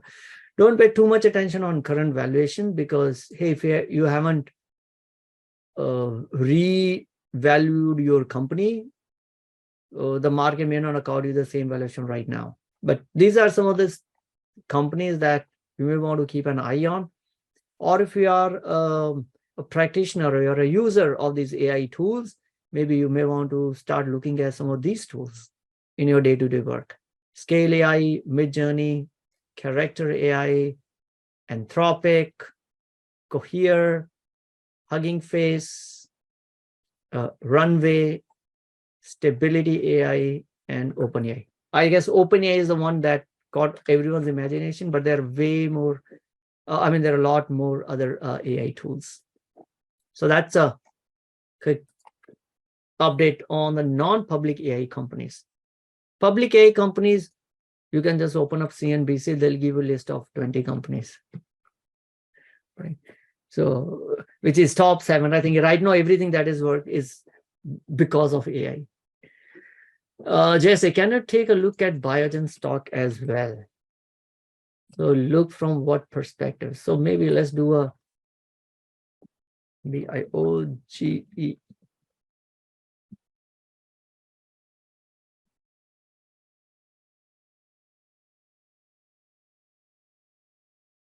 So 278.90. So let's do this thing. I don't think I've done before, but there is always a first time for everything else. So what I want to do is, since you brought up Biogen, again, I haven't followed this company recently. I mean, Biogen has been in news last 2-3 years because they were the ones which were the front runners for Alzheimer, right? To find a cure for Alzheimer. But I think twice they had a mishap around with an FDA approval around Alzheimer. And if I recall correctly, I think they have finally given up on Alzheimer. So then I start following this news. Not that I was interested in stock, I was interested in more around what's happening on the in terms of the cure for Alzheimer. So, but let's look at Biogen from a stock perspective, and let's try to apply the discounted cash flow model on Biogen to see, what does the current price already includes in it. So since we brought up Biogen, I'll probably kind of put you on spot. Jay is, let's find out what's Biogen free cash flow in last year has been. Hold on, let me just pull up the modern and let's get the data and see how does this looks like. Oh, thank you. Thank you. All right, so stockanalysis.com. By the way, I found this website. I don't know how I came across this. I didn't see this website on any like Twitter or any feed, but I was just Googling it and I found it to be extremely easy to use. Not the website, but the fact that I could have this data imported directly in Excel. Mhm. That was a big win for me. So then I started using this website, way more. So for example, the NVIDIA stuff that I showed earlier, I could just brought in all the data automatically from that website into this because it's nicely formatted as a table. So if you are one of a geek who wants to get the data and do some, I think this website, again, not a recommendation. I don't even know who does this, but it's free. And I've been using this for the last 3-4 weeks. Okay, so let's do Biogen. Free cash flow trading last 12 months. Let's go to cash flow. And the other thing is the data is correct because before I started using this across all my stocks, I wanted to make sure the data is correct. So I looked at 3-4 companies and the data was correct. I'm like, this is a good one. So let's look at trailing. Do they have TTM, trailing 12 months cash flow? There we go. So free cash flow, $2 billion. I'm going to add $2 billion. What do you think Biogen can grow at terminal growth rate means in perpetuity? So generally the terminal growth rate is considered between 2 to 4%. The reason it is 2 to 4% is that's how the US GDP generally grows. If I were in a developing country and if I'm trying to look at a developing country, I will use a different one. But for now, I'll use 3% that Biogen will grow with respect to how much the GDP of US grows, which is between 2 to 4%, take a median of 3%. Mm-hmm. Now, what's the discount rate that you want to apply? Now, this is dependent on, in your opinion, what's your cost of capital when investing in Biogen or how much a risk that you are taking. Typically, 8 to 12%. There are different ways to look at discount rate, right? Someone will look at what's what do you call the hurdle rate, right? I will use that hurdle rate as a discount rate. Someone looks at what's my risk-free rate. I'll use that as a discount rate. Someone looks at risk-free rate plus the risk premium because I'm investing in stock. I want to have a little more than the risk-free rate as a hurdle rate, right? So typically 8 to 12%, I'll use 10%. If you want to change anything, let me know. Now, 10-year free cash flow growth, right? So if you look at, I'll rather go and look at here is, so I can go to, okay, I actually made a change in the model. But anyway, I think this one should also be fine. Yahoo. I use this other website, Finviz, FINVIZ. Yeah, Finviz. Or do they have I didn't see importing from Finviz was tough. The other thing is, I don't know if they have the percentages. I mean, I use, yeah. You need to pay to export, I think. Oh no, I want the auto exports, which is what. So if I'm going, so I can come here, I can look at analysis and growth estimate. So this is not really free cash flow, but I think this is like revenue growth estimate. But let's say if I equate it to that they'll be able to convert the same revenue into the free cash flow. Then if we're looking at their growth estimate, next 5 year, they say it's going to grow at 2%, right? So let's say if I assume that's what the next 10 year going to be, it's going to be 2%. Okay. Current share price is 278. Intrinsic is to 188. So instead of 2%, they need to grow their free cash flow by what? 9%. Yeah, let's say around 8%. So if you think they can grow their free cash flow or business by, let's say, 4 times than what their growth has been, then 278 is a fairly valued pricing. Now, this is looking at a reverse discount cash flow model, right? You could apply a different model that may be different, but probably end up in a similar range. So right now, current price, just from a valuation perspective, seems to be higher than the intrinsic value. That doesn't mean the markets that it'll go down, because hey, in a shorter time frame, stock market is a voting machine, right? So it can go up and down based on today who wants to buy it and tomorrow who wants to sell it. But over a long term, it's a weighing machine. So based on what the business intrinsic value is, eventually stock price will not return more than the worth of what the business is returning. So that's all. So that's all I would say. It needs maybe 8%. I have not looked at Biogen as a company. Maybe if their pipeline is good enough, if they have another wonder drug, which could catapult their growth to be 5%, 8%, then it seems to be a fairly priced. So that's my take on Biogen. Thanks. Again, the other one was RXRX. Which deck is that?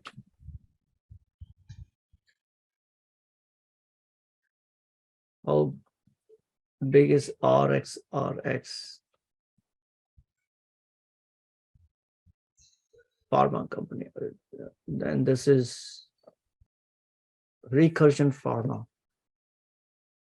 Maybe did they get some FDA approval and all that stuff? So a lot of these, especially the pharma companies, are, especially the smaller ones, are driven by a hope, right?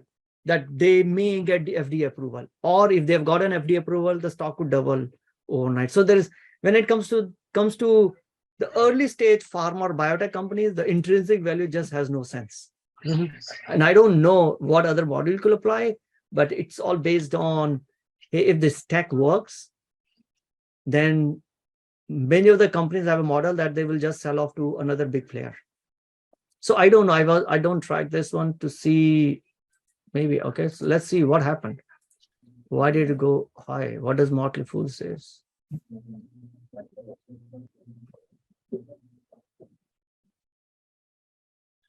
NVIDIA.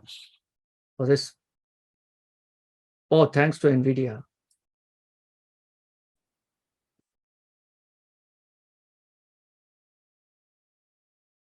Oh, come on. You just have to get a name of AI or adjacent to AI companies. They say, oh, we are entering into collaboration with NVIDIA. Okay, to do so I would discount this. So they say, so NVIDIA is investing $50 million in Recursion. So I think that's going to boost, what's their balance sheet?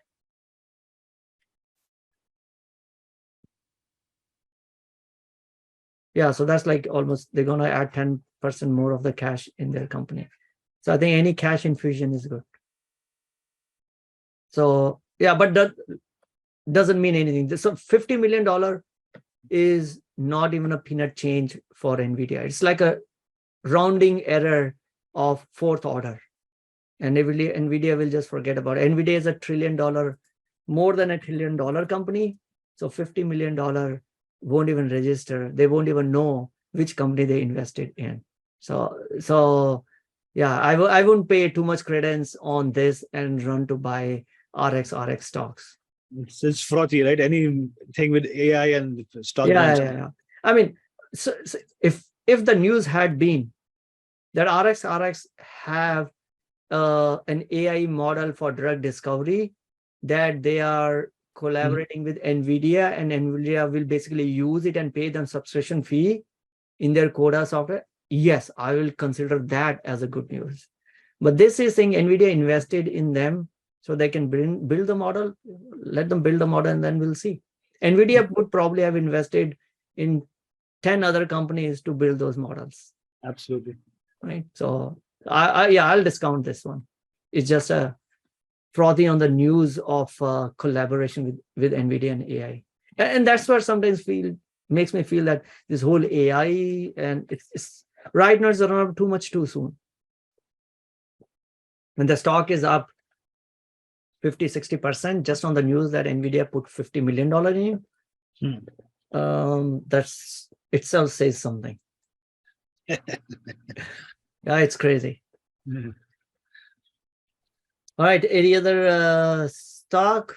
See, today we are doing what you call the valuation stuff, which I don't think I've done earlier before, but I'm happy to, if you want to look at some other companies and say, hey, how does this value?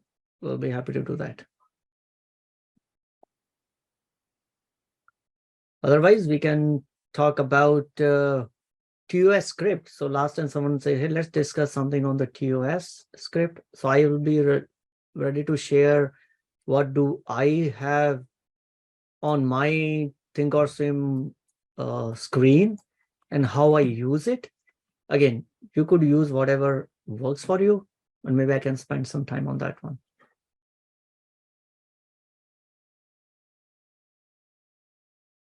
Vivek, Yeah. I was thinking, because a lot of, I guess, Caucasians are very alarmed that Huawei is coming out with a 5G phone. What do you think? So I think the whole Western world is skeptical around the whole Huawei because, hey, there's despite whatever Huawei may say, the understanding among the Western world is it's a front for a Chinese government, right? And so if that's the reason why the whole Western world have been trying to curb the progress of Huawei in high-end technology, in telecommunication, cutting their role in the setting up telecommunication infrastructure around the world, especially in the Western countries. And now if they're coming up with, consider if they're coming with 5G phone, and if and the folks in the Western world start to buy their 5G phone, assume by default, that's what the governments of the Western world says, assume by default that the CCP has all the data that you have in your phone. And I think that's what makes the people uncomfortable. Now, how much truth in this? I don't know. It may be just a government propaganda, or it may be 100% true. We don't know that, or I don't know it. Huawei says that they have nothing to do with the government, which obviously what else can they say anyway? But the rest of the government say, nope, you are controlled by CCP. We don't want you to have any say or any play in the infrastructure that we deem as a strategically important for our country. So that's, I guess. So it was what, 2000, I would say 2017, maybe 18 or 19. One of the projects that I was working on, and it was a $3 million project that got nixed because it was with Huawei, and then at that point of a time, Huawei was put into the sanction list which department our government maintains. So we had actually signed the contract with Huawei. I already had one meeting with Huawei representative. It was a 3-year deal that we were working on, and suddenly my legal team comes and say, hey, we need to talk and understand what's the project about with Huawei. So I had a discussion with my legal team, explain them what is this project that we're doing with Huawei. They talked about how is Huawei going to get access to the code and all that. So we did all that. And then they say, no, we'll have to stop the project. I'm like, tell the sales team, because if they don't make the numbers, I'll do whatever my boss tells me to. But this contract was already signed. And in my 25 years of professional life, is the only time where I seen that we as a company had to use the force majeure clause that we put in every contract. Right? There's a clause that the contracts will have, is called force majeure, saying if the things which are outside of our control that changes, then we may not deliver what we had. And so we had to invoke that. And I was jokingly talking to the lawyers. I'm like, I've been in this industry for more than 2 decades.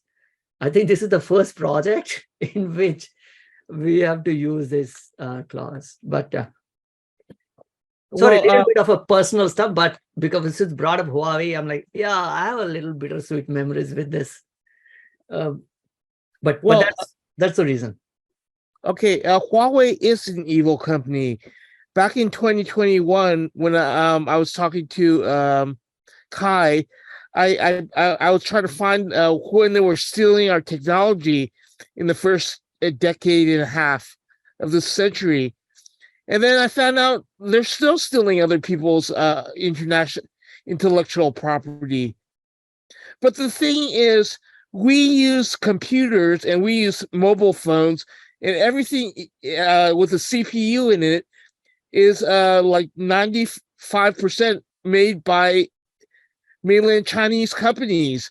So it's, and also since 1995, China has been trying to come up with its own CPU and its own operating system. Mm-hmm. So, for me to read these people that, so they finally came out with a 5G phone. Back in 2018, I thought they had their own CPU and their own OS already. And so I was very surprised when they had to buy the Russian OS and they didn't have the CPU right there. But it's the thing I think I'm kind of pointing at is a lot of Americans are so ignorant and arrogant, ignorant means you don't know, and arrogant means you're very boastful about it. And I find that very insulting that, and then they act like they know something when they're counting on secondhand news sources. Well, not to say that I don't also, but, I don't know. So Western world has been very skeptical of Huawei as a company. And when it comes to stealing technology, I think that's been happening for decades. Earlier, it was all for commercial reasons, right? Hey, no one wanted to pay for Microsoft operating system, right? People didn't want to pay for software. And I think it's not just China or Chinese companies, but a lot of developing countries went through the same phase where no one wanted to pay for software. They'll just have a pirated or illegal copies of software for the software. It also helped the growth. It also, it also helped Microsoft to eventually, be on every PCs, even on the developing countries. And then they started to squeeze the news around this illegal piracy. But with Huawei, it's more of espionage and all other concerns which the government has. Lenovo, before they came public in the U.S., like almost 20 years ago, a long time ago, first decade of the century, is they had to before they bought IBM PC, they had to start buying Microsoft. So Microsoft in 2013 was the number one purchaser of Microsoft Windows software. Yeah. All right. So shall we spend some time on Thinkorswim script? What do you say? Are we already up 15 minutes, or shall we do it next week? Oh, no worries. Go ahead, Vivek. All right, so let's talk about, so what do I have on this? Let's say NVDA, let me put it this way. Okay. So few things that I look at. Obviously, this is the default one that you can get. I think it'll be easier if I can bring up the studies. Maybe I'll do this one screen and then we can do another one on some other day. So what all do I have here? Obviously, let's start with the first one, which tells you what's the beta of this stock, right? As compared to the overall market. So this is where it shows up as a label as beta. Other thing is, what I also have is this post earnings bubble change, means after earnings, the next day when the stock closes, how much was the change in the stock price? It just gives me a little hint of, hey, does the stock moves a lot during earnings? What's been over last few earnings? How about the stock has done? It'd be interesting to see how Netflix does that. And Netflix says typically, or Apple, maybe they jump up after the earnings, right? Yeah. So if you look at NVIDIA, after earnings, it closed up 24.37% of the earnings day, right? So I just do want to have, so this is the bubbles which I keep. This is the one that we added through ChatGPT, which will tell us if there's a golden cross in past 2 weeks. So the golden cross is when the 50-day moving average crosses the 20-day, 200-day moving average in the upside direction, right? So NVIDIA did not, but if there is a ticker, then it will show up here. I think somewhere here. So we added this a few weeks ago, and we used ChatGPT to create this for us. Of course, Bollinger Band is pretty simple. There's a Bollinger Band. This again, I use ChatGPT to tell me what's the year-to-date change percentage. It's actually, this is not. This is year-to-date change percentage, and this one is, it's not actually ATH. I'll edit it. This is not all-time high drawdown, but whatever is represented in the screen, how much is down from the highest point in the period that I'm watching right now. And finally, this is probability of expiring cone, which if you are doing an option trade, you know what's your one standard deviation move, expected one standard deviation move at every expiration period is. Okay. So now if I were to do, let's say, an August trade on NVIDIA, I know that, again, this is expected based on probabilities. And probability doesn't mean that it will work every time, because that's why it is probability. Otherwise, it would be deterministic. So this tells that maybe 68.2%, that's what the one standard deviation, 70% there's a 70% chance that the stock could be between 520 to 397 at end of this is August 18, right? So if you're crafting an option trade, this probability of cone helps you to just get you an immediate, some numbers in your mind, right? You could also look at the same number. Let's go. Yeah, on your analyze tab, you look at the shaded portion to give you the same number. So this is other thing I have. Now looking at this ATH drop down, if I make it as, let's say, 3-year. Now, if you look at the 3-year, it says all-time high drawdown is only 5.45%, because NVIDIA is already hit all-time high very recently. But if I look at companies like something which is not hit all-time high recently, let's say Pinterest, right? So Pinterest year to date, it's up 25%. But since I've selected 3-year period, in last, I'm on 3-year period. In last 3 years, it's still down 68%. from where it was the top in last 3 years. So instead of ATH, it's actually the displayed period all-time high. Okay. And over below, basically the plot is for IV or IV rank. So this right now, this plot is for IV rank. And then there are some labels, not that I use them often, but it does give you some information. Is let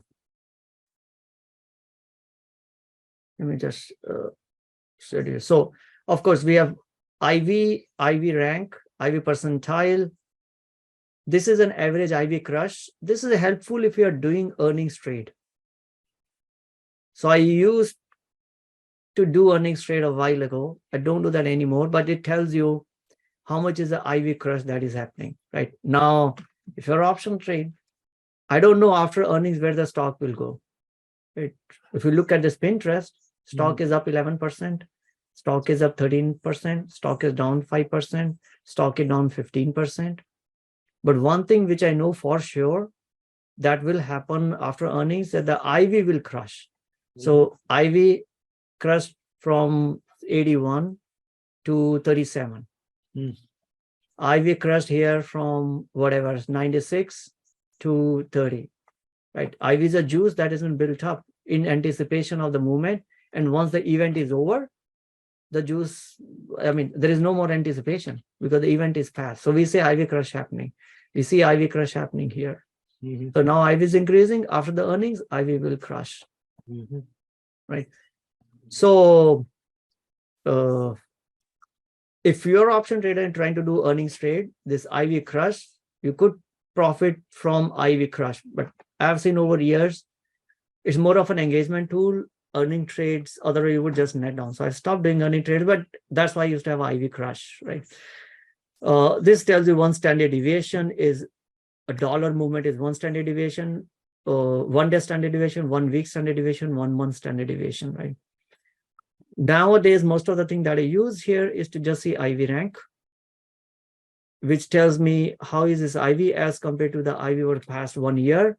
Means, is it good time to maybe sell some more additional premium, or is it time to, can I scale this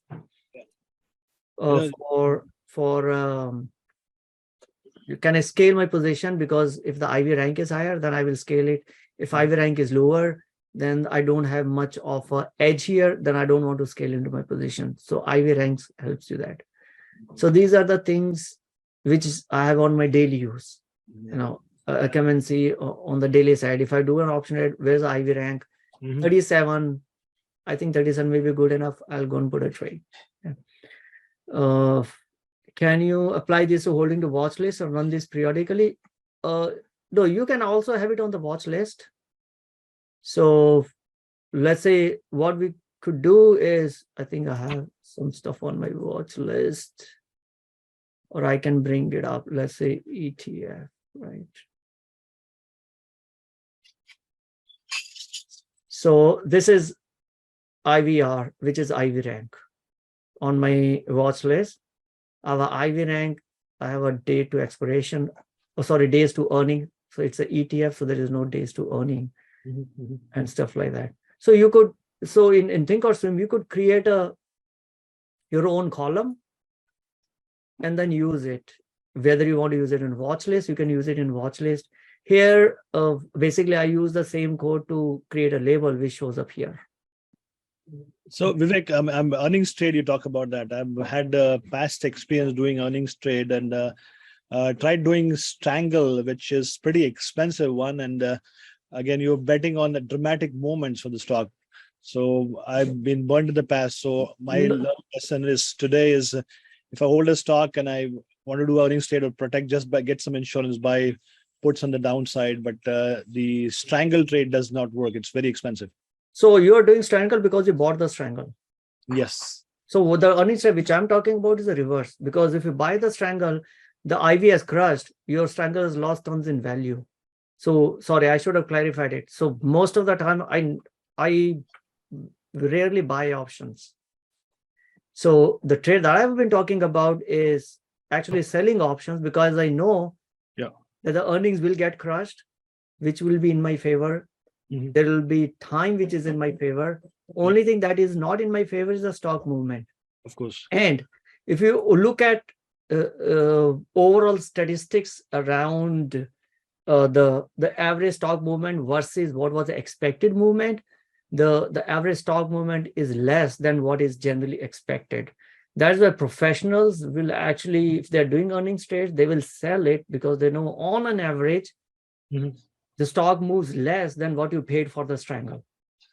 So that's why, or basically straddle. So that's why I agree with you. If you've been buying strangles, it may work out once in a while when Nvidia moves up 20%. Yeah. The majority, you will lose value. It doesn't go that much. If you're buying both short and long strangle, you're putting so much money.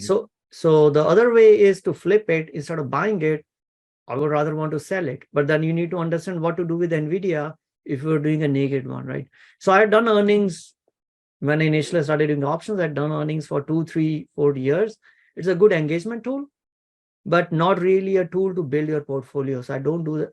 I really do earnings. Dangerous selling puts, the dangerous option, right? Selling puts, it's a dangerous option. You get premium, but you don't know stock's gonna go where. Oh, but you sell put only if you want to acquire the stock. Yeah, of course. So then you don't sell the put if you're not willing to hold the stock. Yeah, that's the catch. Right. Thanks for clarifying. So here's how I differentiate. I have 2 ways to buy the stock. One is I can go to my brokerage, put a limit order, and then whenever my limit order gets hit, I'll buy the stock. That's how general retail investors will do, right? Yeah. But if a limit order doesn't get hit in next 30 days or whatever, I don't get paid for waiting. Yeah. So I would rather sell a put and say, guys, give me, I'm waiting for you. So give me some dollars for I'm waiting for you. Right? So makes sense. So that's where the selling put come in. Yeah. So while I say that I really buy, and it's true, I buy it very. Sorry? Sorry, my bad. So I buy it very infrequently, the options, but 2 areas where I would buy it. One is buying a VIX options on VIX. That's more for a hedging, is VIX call options or VIX call spreads. That's again, along with selling calls, buying a long call spreads on VIX is part of my hedging. And I think this month, first time in 2023, I actually bought a put spread. I know some of you are saying, what? You generally don't buy it. But the VIX was like below 13 or 14. And I'm like, this is very cheap. So I still didn't have a guts to go and just buy a put because it's expensive.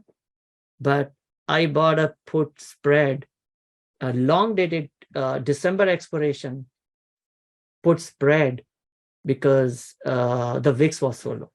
But that's my first put spread in 2023. I just want to be clear. Right? I generally don't buy it, but this time I bought it because VIX has been decimated. And I was saying, like, not much premium in selling the calls. So if I were to reduce the delta, I bought a put spread expiration in December. Not just put, but put spread so that the outgo is less. Because generally buying puts just doesn't work. So being transparent on what I did on buying put. That's my first put spread for 2023. Cool. All right. So this VIX is the same one you're talking about? Is that they call it the fear index? Is that the one? Yeah, VIX is a fear index. So right now you see, so some says that VIX is now broken. Yeah. Because recession coming, but VIX is at 12. It's been just going down. Good time to buy, but we have long dated one. Makes sense. Yep.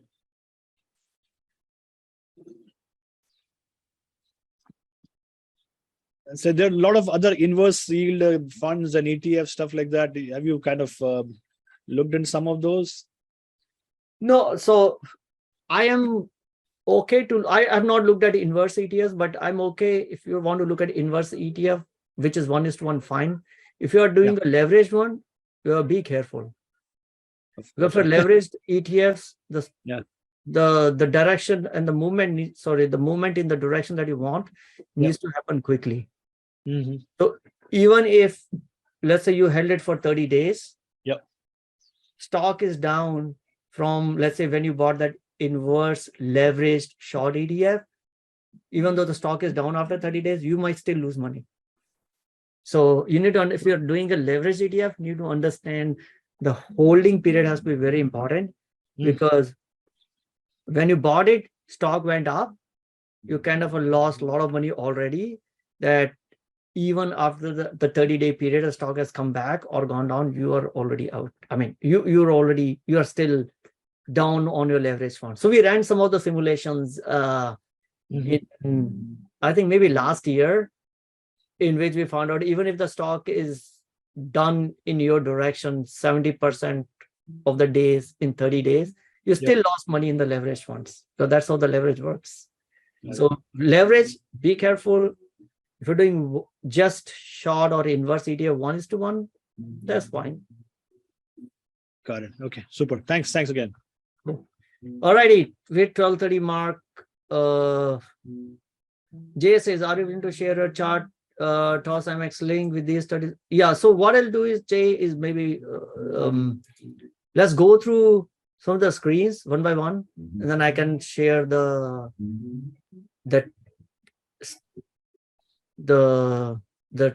toss link. Yeah. Cool. All right, guys. Thanks, everyone. Thank you. Have a nice weekend. Talk Bye. to you next week. Bye-bye.